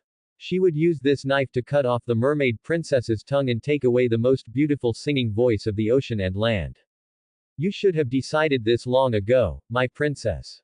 Just as your human friend said, if you only want to achieve your wish but don't want to pay the price, then you might as well close your eyes and pray that someone will give you a magic potion that can make you grow human legs for free, a potion as effective as the one I concoct. Yes, Rhine also agreed with the sea hag from behind, his tone very firm. For example, I would give a magic potion for free. Ariel can come to me. Exactly, the sea hag said, just about to agree with Rhine's words, then felt something was off. She turned to Rhine in astonishment, asking word by word, "What are you saying, human?" Rhine smiled at Ariel and said, "Since we have become friends, I can brew a potion for you for free. Its effects will be the same as what the sea hag described." Not entirely the same, the side effects will be smaller. That doesn't sound funny at all. The sea hag looked at Rhine. What are you talking about? The potion that makes mermaids grow legs is my invention. Only I can brew it in this sea and on land. I believe what you said is true, but what I'm replicating is your alchemy skill. Rhine thought. The sea hag was furious. Stop with your boring jokes, human. The potion I brew contains powerful magic, and only those who can use magic can brew it. Yes. The silver-haired youth replied with a gentle smile. Didn't I say before? I am a magician. Ariel looked at her two human friends in surprise. Yes. Aurora also introduced Rhine with a proud tone. He is a particularly powerful and very versatile magician. He is the most excellent magician in the kingdom we come from. Wait. Ariel was extremely surprised, staring at the silver-haired boy with disbelief. So, this good friend who had followed her for some time was actually a magician. Within the scope of what the mermaid princess knew, magic was a profound and mysterious branch of knowledge. The sea country had only one wise person who understood magic, and that was the sea hag. No wonder they, as humans, could travel to the sea country on a strange large fish. I always thought you were a knowledgeable human scholar, Ariel said. That's not contradictory, Rhine smiled. Almost all magicians are knowledgeable scholars. The sea hag interrupted them, all right. With that strange large fish with the transparent belly, I believe you are indeed a magician. But what good is that? The magic potion that can cut open a mermaid's tail and turn it into human legs is my invention. I have never told anyone that secret formula. Besides me, no human or sea creature can concoct a potion with the same effect. The youth, a smile on his lips, said to Ariel, in that case, let's try it. Give me a little time, and I'll brew the potion and give it to you for free. For free. Ariel could hardly believe it. Yes. It's a friend's gift. Rhine crouched down inside the large fish's belly. Mists emerged from his hands, conjuring a medicine pot, herbs, a mortar, a pestle, and other tools necessary for brewing medicine out of thin air. This miraculous scene filled Ariel with wonder. Is this magic? So many things appeared at once. Many of these herbs and tools were things Rhine had touched when he first transmigrated to this world to treat commoners. And as long as Rhine had touched those items once with his hand, he could summon them to his side from a distance. This was the magic he learned after fulfilling the soldier's wish to retrieve the tinderbox. The little magician then began to brew the potion. His movements were practiced and familiar, adding something to the pot every now and then. From time to time, strange-shaped steam would waft out of the pot. The sea hag, however, watched in stunned disbelief. This potion formula, this brewing technique, how are they so similar to mine? It was as if she herself were brewing the potion. No, there were still many differences. The sea snake that should have been included in the medicine was replaced by a land snake, and the silver seaweed, which was only useful when picked under moonlight, was replaced by some land herb the sea hag didn't recognize. Clearly, Rhine had slightly modified the formula, replacing many sea herbs with similar acting land materials. There were herbs from the forest, herbs from the grasslands, and even herbs from the mountains and deserts. There were far more things on land than in the vast deep sea. There were also some medicinal ingredients that Rhine simply omitted, not adding them at all.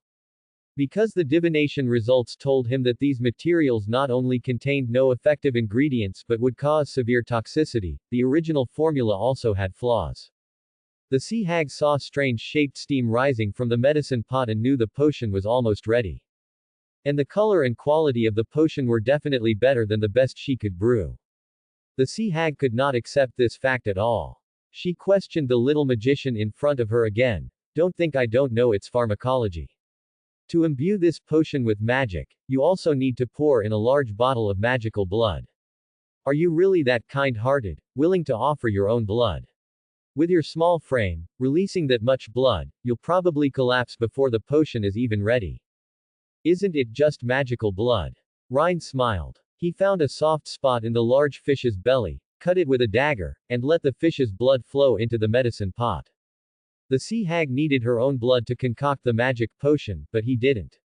This large fish was transformed from the dog summoned by the tinderbox, so its blood naturally came from the large dog and contained inherent magic. That large dog's blood was much more than his own. Soon, the potion boiled, and a wonderful sound emanated from it, not the crying of a crocodile as in the original story, but like the melodious singing of a lark. The potion was thus brewed. This pot of magic potion was colorless and transparent, looking like clear water. Oh my goodness! How can such a thing happen? This is impossible! The sea hag shrieked. She didn't even need to see the mermaid princess try to drink the potion. Just hearing the sound that came out when the potion was ready, she knew that Rhine's potion must be better than her magic potion. Please take this potion to the shore and drink it before the sun comes up, Rhine said.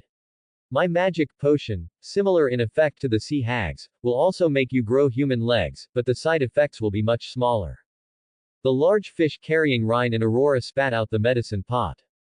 The little magician introduced, my magic potion doesn't brutally cut open the fish tail like a sharp knife to split it into two legs. Instead, it's like warm sunlight shining on the fish tail, slowly melting it into two legs. This process will not cause harm or pain. The newly born legs will also be as perfect as a human's real legs, so you won't feel like you're walking on knife points with every step. Therefore, you can fully display your beautiful dance, a dance lighter than any dancer's, to charm that prince. Its medicinal properties are so gentle because I added golden sunflowers to the potion. These flowers can only grow in sun-drenched fields. Noble girls on land like to wear them on their chests, but such flowers cannot be found in the sea. Rhine's magic potion, which integrated two sets of magic potion knowledge, improved the original formula with divination, surpassed the sea hag's magical power level after accumulating a large number of wishes over 10 years, and incorporated some of his own healing magic, was far superior to the sea hag's original magic potion. Thank you, my friend. Ariel was extremely grateful. She no longer had to lose her beautiful voice and become a mute unable to express her love. When Ariel accepted the sea hag's terms of trade and waited for the latter to cut off her tongue with a sharp knife, Ariel regretted her future. Even if she ultimately gained the prince's love and an immortal soul, she would never be able to speak of that love herself. She would only be a mute, blinking her eyes, staring wistfully at the young prince's exquisitely handsome face. Even if she became a human, she had yearned for the human world since childhood. She would never be able to freely enjoy running and singing like a healthy human, chat with human friends, and fully integrate with them. But the help of her magician friend made it so that all these sad premonitions did not have to come true. Of course, Rhine reminded again, the world's curse still exists. This cannot be solved by simply adjusting the formula. When a mermaid is given a human form but does not have an immortal soul to match that form, she will suffer the world's curse. If the person you love, that is, the prince, marries someone else, at the next dawn, your heart will still shatter, and you will still turn into sea foam. The only way to break this curse is to possess an immortal soul. So, as long as you can successfully win the prince's love, this curse will be banished. The mermaid princess nodded firmly. With a celestial singing voice and exquisitely beautiful dance, what human heart could not be conquered? I will remember your kindness, good and benevolent human. Ariel trembled as she took the medicine pot. But I cannot accept your free help with a clear conscience. As the sea hag said, how can one only enjoy benefits without paying any price? I am the mermaid princess, the great-grandmother's most beloved sixth granddaughter. Please tell me what you need. I will do my best to achieve it. The moment the mermaid princess took the medicine pot, Rhine felt an endless stream of wish power converging, like a pet seeing its owner, ready to embrace Rhine at any moment. He knew that when Ariel drank the potion and the wish to grow human legs was formally realized, this wish power would truly belong to him. Your wish being fulfilled is my best reward, Rhine smiled. I don't have anything special I want for now.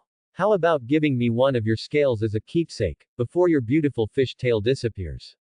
With this mermaid scale, I can learn how to temporarily transform myself and my companions into mermaids, and also use divination to know where you are. Ariel then did as she was told. She broke off a small scale from her beautiful tail and gave it to Rhine as a gift. This was the first time in the history of the entire Sea Kingdom that a mermaid gave a gift to a human. My magician friend, I will remember your help and forever remember the favor I owe today. In the future, if you have any needs, I will provide you with an equivalent help. Ariel excitedly made a vow. At the end of the story, the mermaid princess, along with the large fish carrying the two human children, left the ugly coral forest. The sea hag watched them disappear into the depths of the sea. A human magician. He's indeed very powerful. At this moment, the sea hag's heart was not filled with the disappointment of having her business stolen and her deal failed. Instead, it was a gushing joy. Could such a human magician from the land possibly fulfill the wish I mentioned before? The sea hag had not forgotten that the human magician was still considering paying her a second reward in exchange for information about the witches' assembly. Help me gain the recognition and acceptance of the entire sea kingdom. Let the mermaids and other sea creatures in this ocean no longer fear me or despise me. This is the second reward I demand. If it weren't to fulfill this wish, to become as popular as Ariel, why would she demand the mermaid princess's beautiful singing voice? Ariel, are you going to go ashore and drink the potion now? Aurora asked the mermaid princess swimming ahead. It's still several hours until sunrise, let's wait a little longer. Ariel's voice was tinged with sadness. I want to take one last look at my father's palace and my sister's garden. The mermaid princess knew that once she grew legs, she probably wouldn't have another chance to return to her father, great-grandmother, and sisters. Next, she would have to face a grim challenge alone. If she didn't win the prince's affection, the curse would still tear her heart apart, turning her into sea foam. Alright, goodbyes are always sad. Take another look at the palace and garden, Rhine agreed. We'll follow behind you, watching from afar and wishing you well. Ariel and her two friends rode the large anglerfish for a while longer. The Sea King's palace appeared before them. When the mermaid princess left, a grand celebration was still being held in the palace, brightly lit. But when she returned, the lights of the ball had already extinguished. The Sea King's palace was like a sleeping giant beast, quietly lying in the deep blue seawater. It was magnificent, solemn, and silent. Father and my sisters, they're probably asleep. Princess Ariel didn't dare disturb them, quietly swimming into her sister's garden.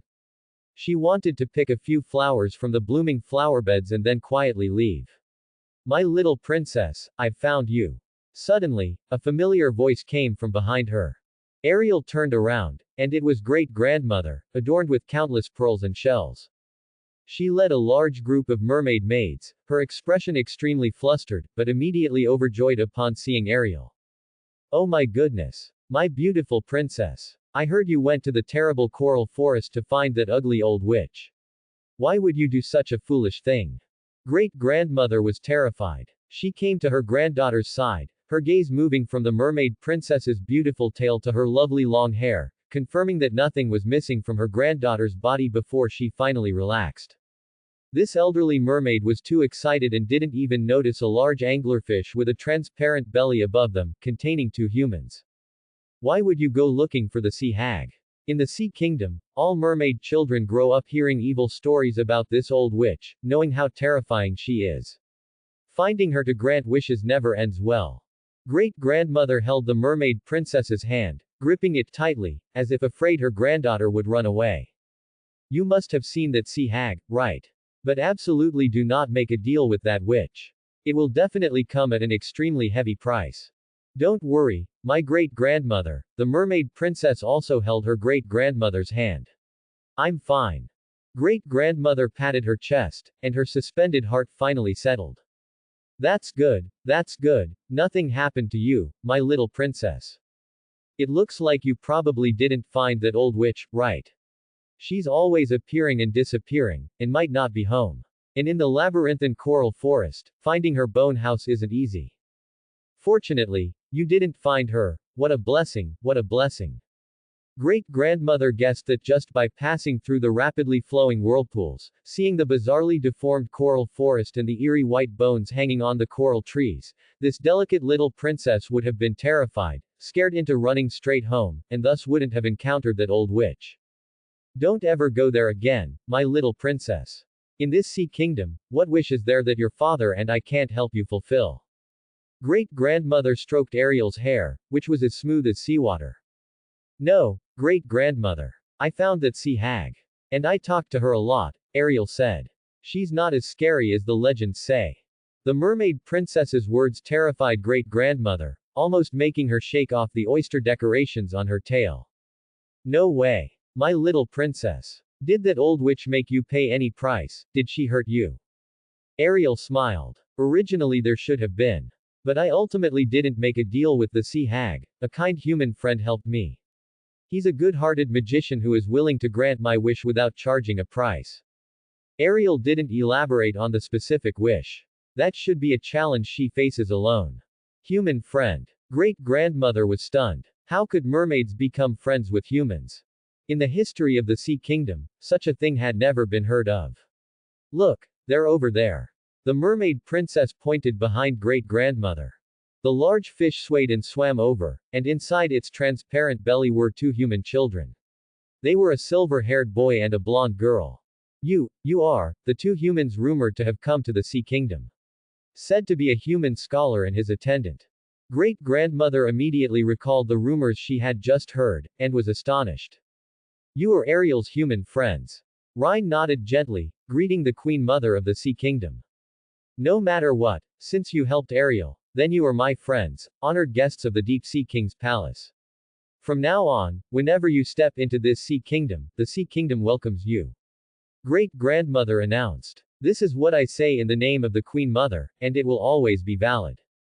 The maids accompanying great-grandmother to find the mermaid princess whispered when they heard this.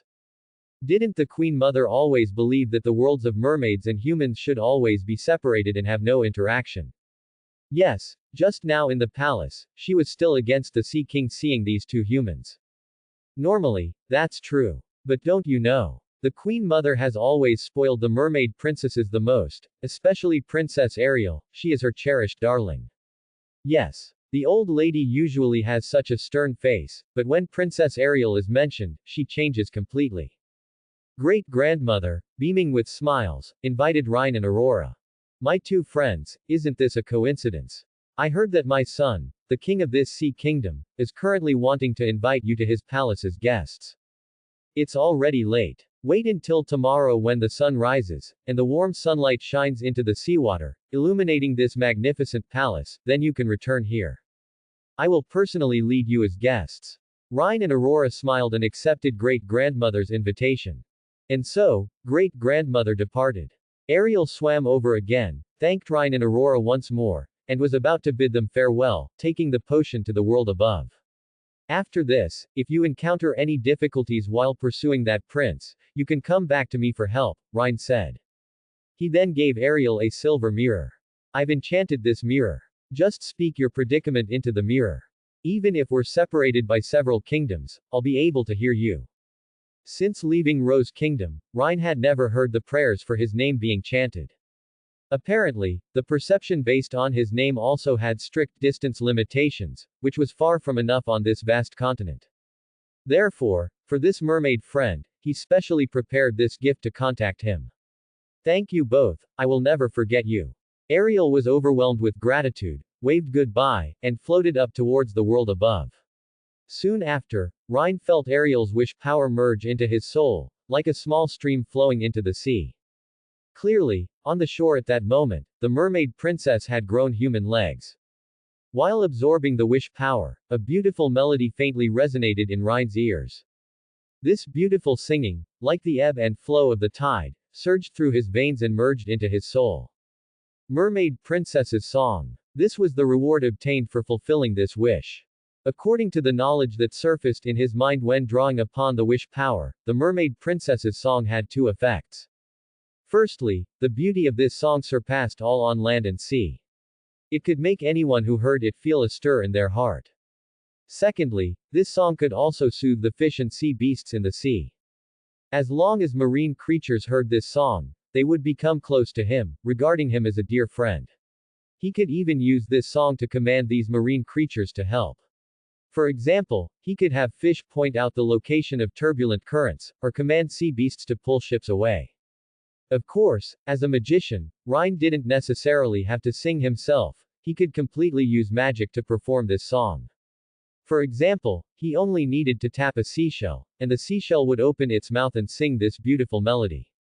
As long as he threw a 7-stringed zither into the air, the 7-stringed zither could play this unparalleled music. Whether for a band performance or sea navigation, it's a very useful ability.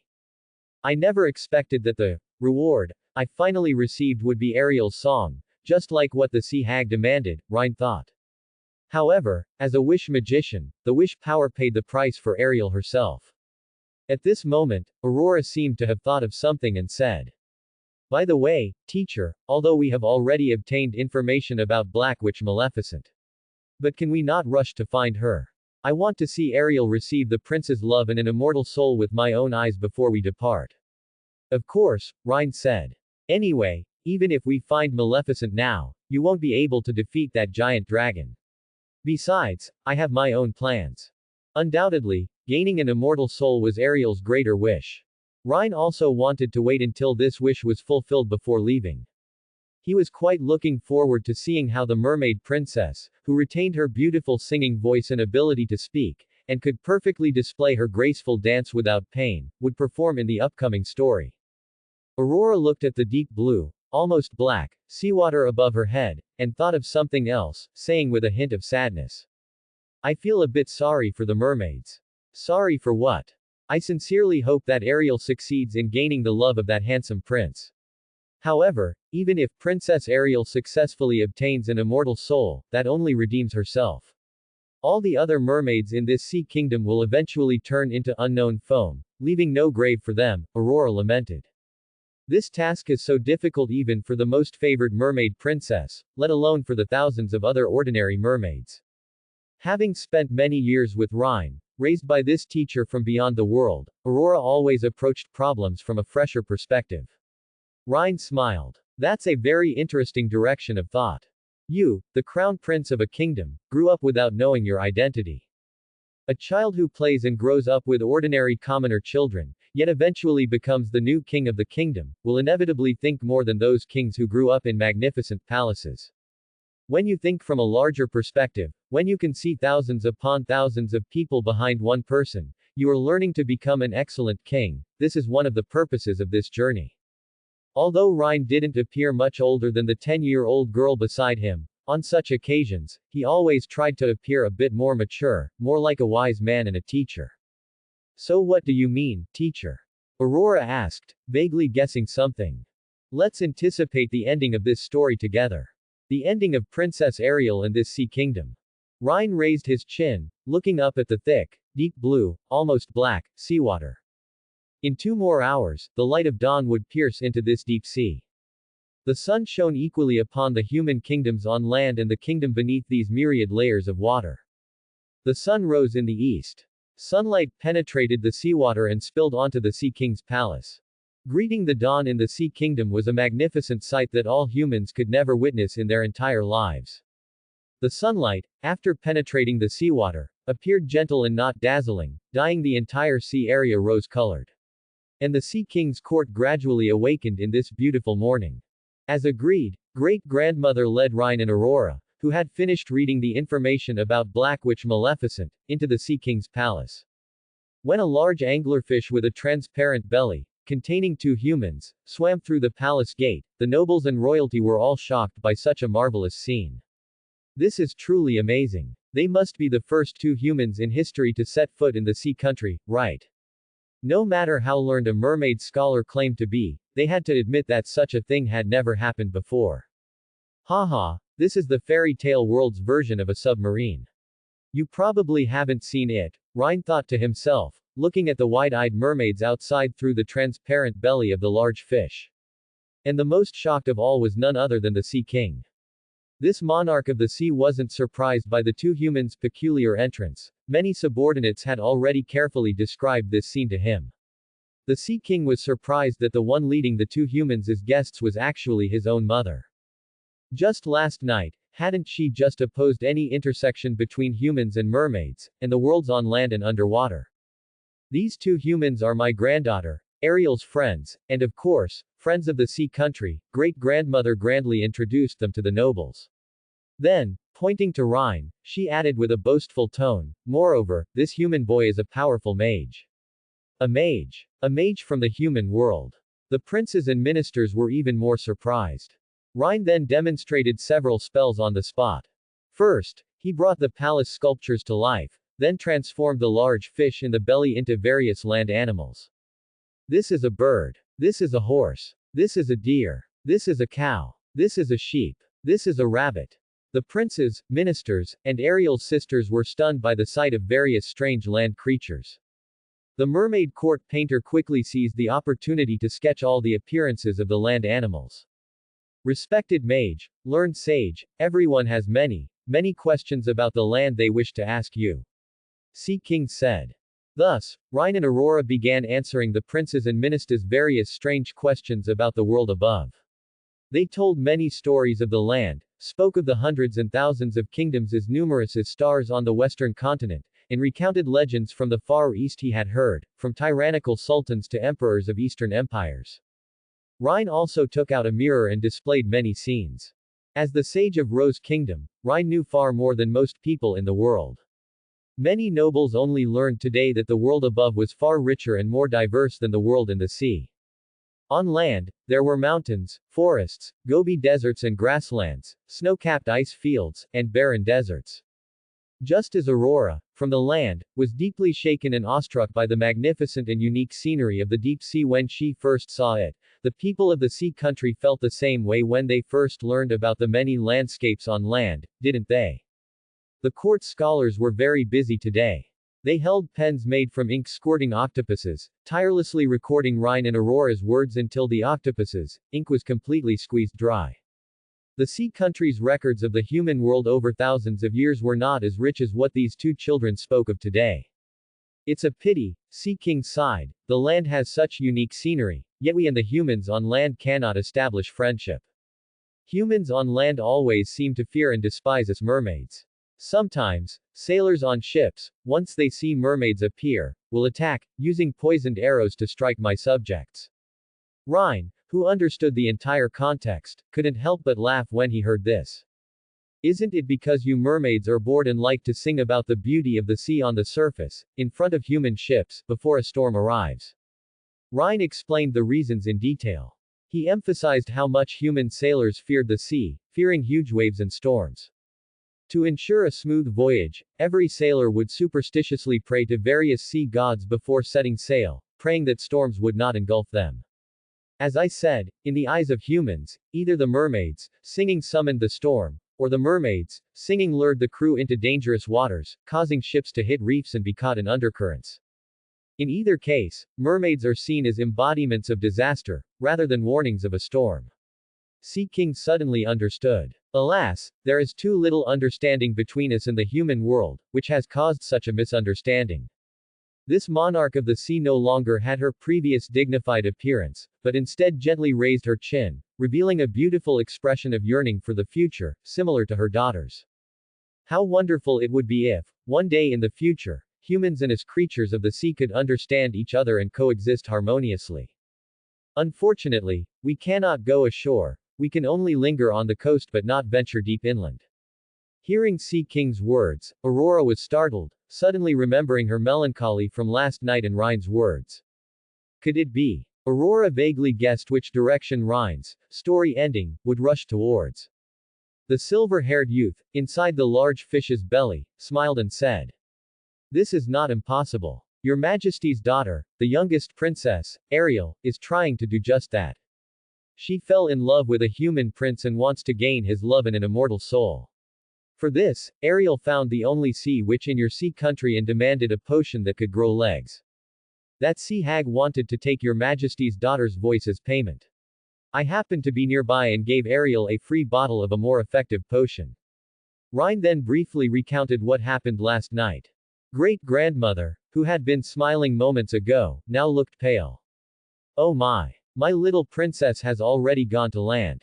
How could she do such a foolish thing? I had advised her before to give up her boring fantasies of being with humans. I thought she had long forgotten about it. What do we do now? Sea King and Ariel's sisters, the other 5 mermaid princesses, upon hearing that Ariel would turn into sea foam if she failed, were equally anxious, like ants on a hot pan, discussing their worries. Seeing the mermaid royal's concern, Rhine was also suddenly moved.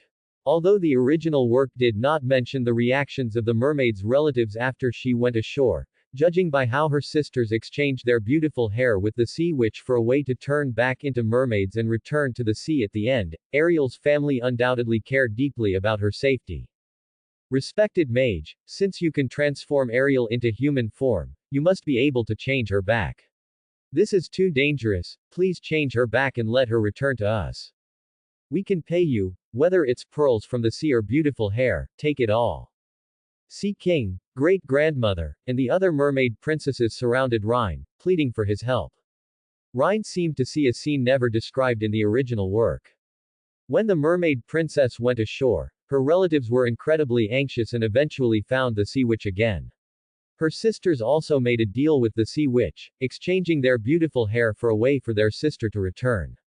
Your Majesty, I can indeed do that, Rhine said, but I do not recommend doing so now. Under the confused gazes of Sea King and the mermaid princesses, Rhine explained. I believe that Ariel's attempt does not represent only herself.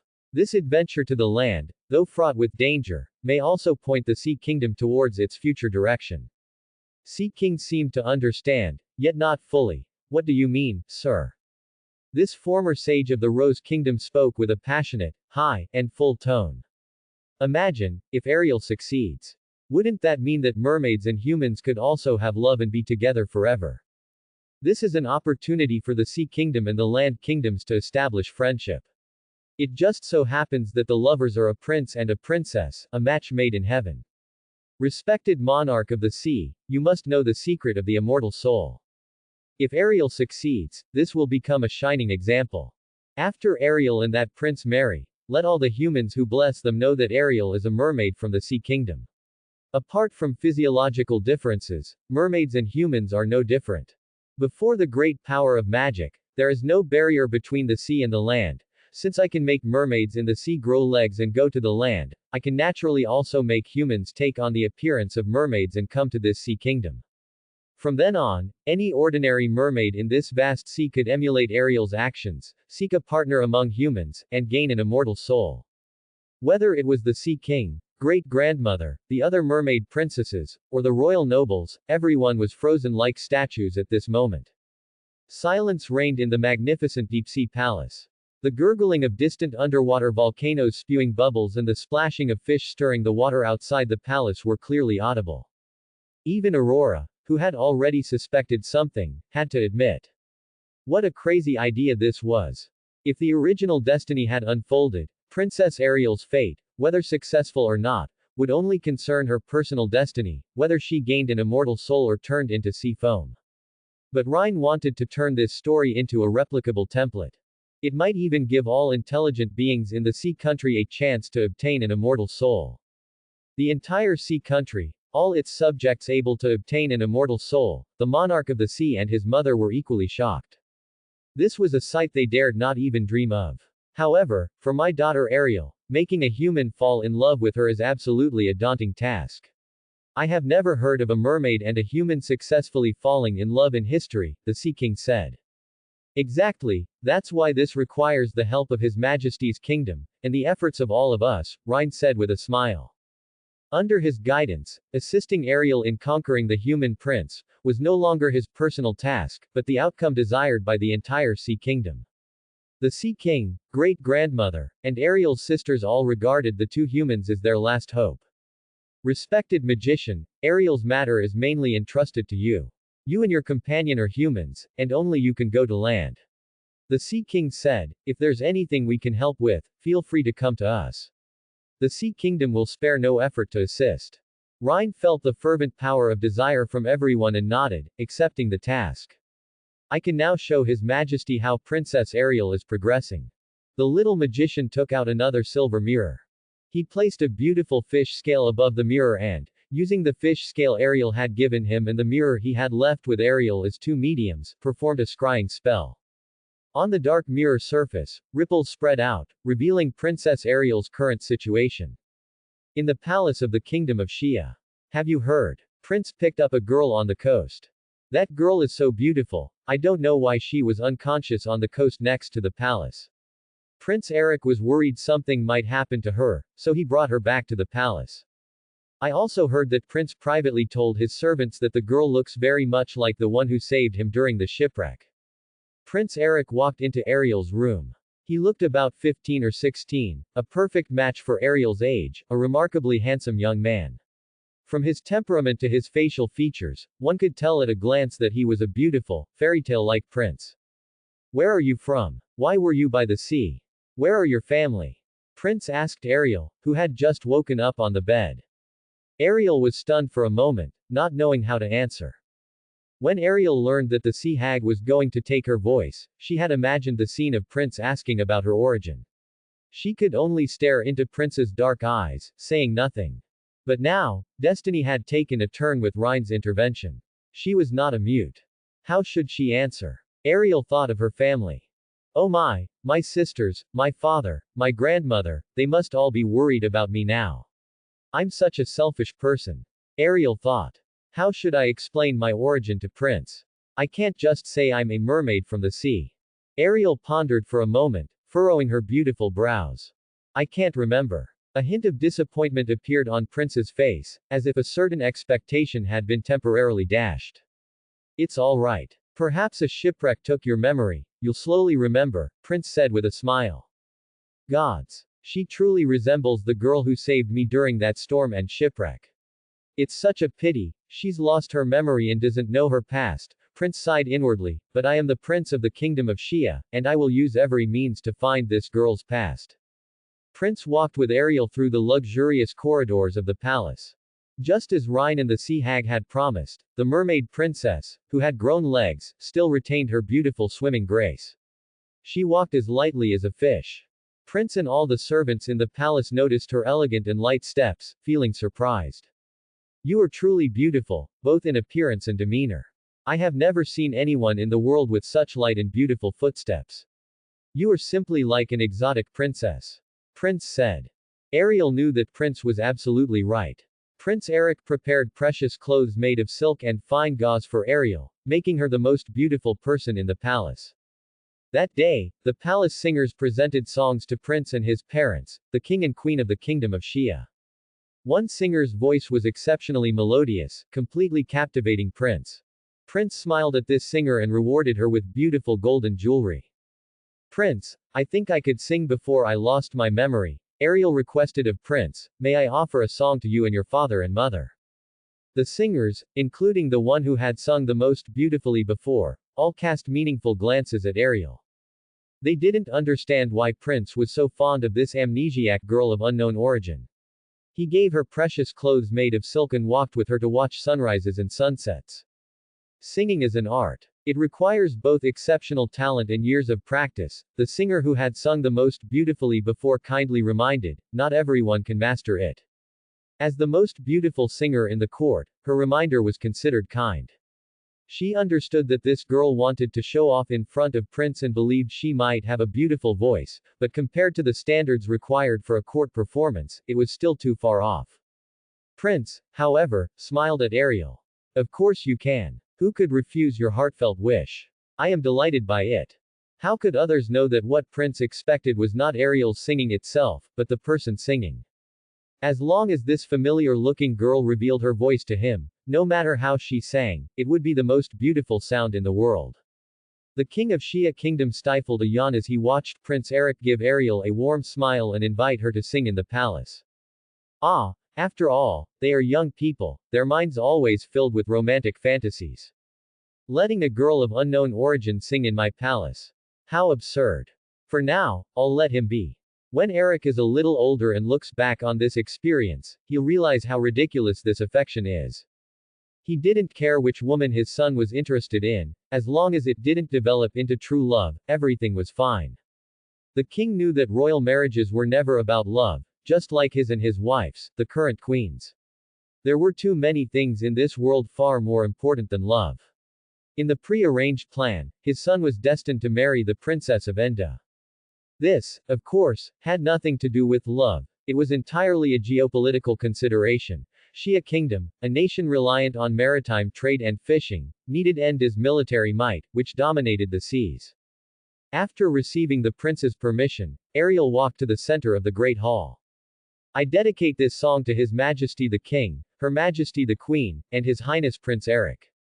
The king lazily closed his eyes, enjoying the warm afternoon sun, paying no mind to the farce. If this girl Eric picked up sings half as well as the court singers, I'll just give her a couple of compliments to make Eric happy, the king thought. Eric is almost 16 now, his time for youthful fantasies is running out. He'll soon need to understand what it means to become an adult and the new king of Shia Kingdom. The prince also cast an expectant smile at Ariel, already envisioning 100 ways to praise this amnesiac girl in his mind. No matter how Ariel sang, he would absolutely not be stingy with words to praise her. As for whether his father liked the girl's song, the prince didn't care. In this world, it was enough if only he liked the girl's song. Ariel then began to sing. When she sang the first note, the king suddenly opened his eyes. He felt his soul tremble. It was as if cool, clear water bathed him from above, cleansing his heart and soul. The king then looked at his wife on the adjacent throne. The queen of Shia Kingdom was wide-eyed, trembling all over, and only then did the king realize that the expression he was making was no different from his wife's. Ariel sang with deep immersion. The heavenly sound flowed through the palace, reverberating endlessly from the rafters. Everyone was captivated, whether it was the king and queen on their thrones, or the prince who merely hoped to see the girl display her singing talent, or even the court singers who prided themselves on having the most beautiful voices. The expressions on all their faces were frozen. Every person in the palace heard the song, and everyone forgot what they were originally supposed to be doing. The chattering nobles and royals suddenly fell silent, their raised wine glasses suspended in the air. The servants cleaning the corridors all stopped their brooms. A maid passing by the great hall's entrance with milk suddenly stopped, listening quietly to the sound emanating from within the hall. The right hand of the attendant pouring wine into the prince's cup froze in midair, unaware that the wine in the golden goblet was already overflowing. Migratory birds flying over the palace of Shia Kingdom heard the song from below, and one by one, they changed their flight direction, circling above the royal palace. Even people several miles away could see such a strange sight, hundreds of birds hovering and circling above the Shia Kingdom's royal palace. Only when the song ended did everyone, still lingering in its afterglow, suddenly awaken. My apologies, Prince. The attendant, only then noticing the wine overflowing from the cup, was in a panic. Prince Eric, however, had no intention of blaming the attendant. He clapped furiously, applauding the girl's singing. Even before the girl began to sing, the prince had already woven hundreds of words of praise and compliment in his mind. But when the girl truly finished singing, he couldn't recall a single word. The lingering echoes of the beautiful song resonated in his mind, erasing all his thoughts like an eraser. He could only clap vigorously, until his hands ached, felt sore, and burned, until hot tears welled from his eyes, dripping onto his red, aching hands, and falling into the wine in the golden goblet, forming ripples. The prince then glanced at his father beside him. The king's gaze was vacant, like a statue, completely unable to recover. How was it? Her singing is very beautiful, isn't it? Prince Eric said. The prince had forgotten all eloquent words. The words created by humans were far from sufficient to describe the mermaid princess's song, and he had no choice but to use the most basic vocabulary to describe it. The king shivered. This was more than just beautiful. As the monarch of Shia Kingdom, he had heard countless performances by excellent court singers and renowned musicians, and had long grown numb to beautiful singing. Yet today, the king realized that the most beautiful melodies he had ever heard before were like a flickering candlelight encountering the sun compared to the song this girl sang today. Even the evil, soul-capturing, ship-wrecking songs of mermaids in the terrifying legends of sailors could not compare to the song of the girl before him. Where did you pick up this amnesiac girl? The king said, trembling. The prince then recounted how he had found Ariel on the seashore. A girl with such a beautiful voice will absolutely not remain unknown. The king stated confidently. On this continent, all the noble and esteemed kings and emperors will vie to make this girl their court singer. This is truly wonderful, the king said, patting Prince Eric on the shoulder. You've done an excellent job. To actually pick up a girl with the most beautiful voice in the world. As the prince listened to his father's words, he momentarily felt as if this scene was a dream, completely unreal. In Prince Eric's initial expectation, only he would like the girl's song, only he would not be stingy with words to praise the girl, while his father would merely watch with a cold eye, at most echoing a few words. Now, however, it was his father who was praising the amnesiac girl before him.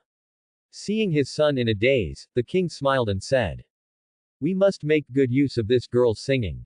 In the future, when foreign dignitaries and royals visit our country, let this girl perform a song. Soon, the delegation from Enda will be arriving, won't they? It's a good opportunity to discuss your engagement with them. All the royals and nobles on the western continent will know that the court of Shia Kingdom has the most beautiful singer on the continent.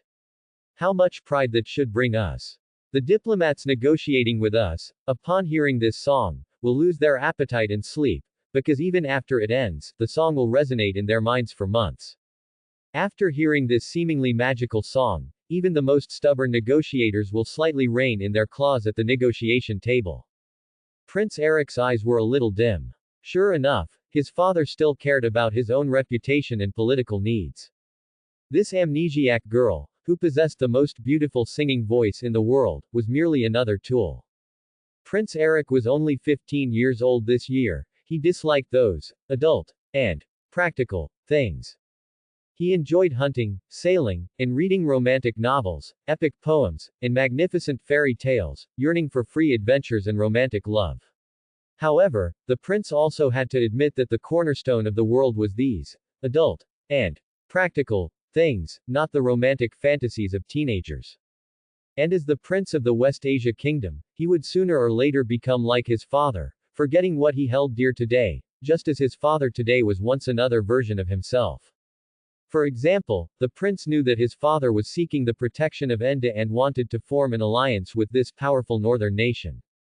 This was because Enda possessed the most outstanding naval military power among the Western nations, capable of protecting the West Asia Kingdom's fishing and maritime trade from pirate incursions, though most of the pirates in these waters were themselves royal pirates of Enda, holding privateering licenses granted by the royal family.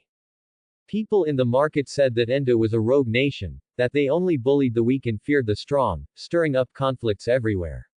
A few months ago, Enda invaded the Rose Kingdom, which had fallen into chaos due to a certain rumor, but later encountered an obstacle for some unknown reason. Nevertheless, the alliance had to proceed. Politics should not be mixed with personal preferences and emotions. Quick, my child. Next, we must use every means to find out the origin of this amnesiac girl and how she acquired this beautiful voice. The king said excitedly. A girl who can sing such a heavenly sound cannot possibly have an ordinary background. The king envisioned various scenarios in front of his bewildered child. If this girl belongs to the court of some powerful king or emperor, then we will send her back as a testament to the friendship and goodwill between our two nations. This will be an important bargaining chip at the negotiation table. If the girl's identity is a bit more conventional, that means she can serve our court for a long time. That would be even better. We also need to know how this girl's beautiful singing voice came to be. Such extraordinary and beautiful melodies far exceed human limits, they absolutely cannot be innate. Perhaps, somewhere in this world, there is a magical spring, and anyone who drinks from it can sing as beautifully as her. If our kingdom is the first to find this precious place, that would be wonderful. Many kingdoms around the world will offer us gold in exchange. Prince Eric lowered his head. He felt that, no matter the scenario, it seemed to deviate from his initial intention. Initially, he had also wanted to help this girl find her past. Prince Eric couldn't help but think. If the amnesiac girl's singing voice hadn't been so moving, if it had just been ordinary, would the direction of fate have changed? However, the king's will was unassailable, and his father had already begun issuing commands. The king ordered capable subordinates to use all means to uncover the amnesiac girl's background. One clever minister suggested, This amnesiac girl seems to have fallen unconscious on the shore due to a shipwreck, likely from a very distant land. This continent is too vast. There are hundreds of nations in the west of the continent, each similar in size to our West Asia kingdom. Searching for her background using conventional methods would be like looking for a needle in a haystack. We can certainly resort to magic. For example, in the north of the kingdom, there is the Rose Kingdom, whose former court advisor was a magician who once protected the king's life with powerful magic. Legend has it that a few months ago, Enda failed to occupy the Rose Kingdom partly due to this magician. Even if we cannot hire such a skilled magician, we can recruit capable diviners. Let them use methods like divination and astrology to find out the origin of this amnesiac girl. Upon hearing this, the king beamed with joy, then a look of worry appeared on his face. But how do we screen out capable diviners to avoid hiring fraudsters? The clever minister suggested. We can hold an examination, recruiting diviners from across the country and even abroad, and select the one with the most accurate divination results to perform a divination for this amnesiac girl. If this divination proves effective, we can also consider recruiting him as a court advisor. The king accepted the clever minister's suggestion. He offered a large sum of money to find the best diviners. Whether they were citizens of the West Asia Kingdom or extraordinary individuals from other kingdoms, all could sign up. The prince, with a touch of sadness, held Ariel's hand and walked as usual in the brilliant sunset, watching the crimson sun descend at the horizon. My father will recruit diviners nationwide, wanting to clarify your origin and the source of your beautiful singing voice, the prince sighed. Also, soon, a delegation from Enda will visit our country, and my father requires you to sing a song for them. My father is pursuing an alliance with Enda and wants to please them in various ways. The prince knew that the girl had now become his father's tool. Ariel, however, didn't care. She mustered her courage and asked, "Do you love me? I don't care who I sing for, as long as I can be with you forever. If your father, because he cares about my singing, wishes me to stay in the palace forever and allows me to be with you always, then that would be even better." The mermaid princess understood that she must become the prince's wife, otherwise, she would not gain an immortal soul, and the curse would crush her heart, melting her into sea foam. The prince took the mermaid princess's hand, his dark eyes fixed on Ariel's sea blue eyes. He realized that everything had to be made clear today. Do you know? You are so much like the girl who saved me back then. But not entirely. You and she are still different in many ways. That was not long ago. I was traveling by ship but encountered an incredibly terrifying storm. Sailors who have traveled the seas for years say that only evil mermaids can summon such storms, or lure unsuspecting ships into dangerous waters where storms are about to appear. No, that's not how it was. The mermaid princess roared in her heart. Only then did she realize how the people on land depicted her and her kind. If the prince knew I was a mermaid, would he discriminate against me? Would he fear me? Would he hate me? Would he blame me for deceiving him? Ariel thought. The prince continued. I fell into the sea, but luckily, the huge waves pushed me to the shore. There, a young woman saved me. In that half-dreaming, half-waking state, I vaguely remembered the young woman's appearance. Of all the people I've seen, you are the most like her. That's why, among all the beautiful women in this palace, I like you so much. But I am also certain that you are not her. Your voices are not the same, your voice is much more beautiful than hers. Ariel's heart felt as if it had shattered. She remembered that shipwreck. The prince was not swept to shore by huge waves, it was she who rescued him from the sea and brought his unconscious body to the shore. Ariel hid in the sea and watched for a while longer, seeing from afar that a young human woman awakened the prince. The prince truly remembered only the human woman who finally awakened him. Oh, heavens. Prince Eric doesn't even know that I saved him. Ariel thought. Could it be that I am very similar to that human woman? This is simply a trick of fate. Why would heaven make us so alike? Ariel asked unwillingly. So, in reality, I am just a substitute, a replacement for the girl you truly miss. Because I share many similarities with her appearance in your memory. The prince remained silent. The scene of the prince's silence appeared in the mirror, witnessed by Rhine, Aurora, the Sea King wearing his crown, the great-grandmother, and the other mermaid princesses, all inside the palace. Now it's my turn to appear, Rhine said. I will act as a diviner, respond to the West Asia Kingdom King's recruitment, and reveal Ariel's true identity. Thanks for watching.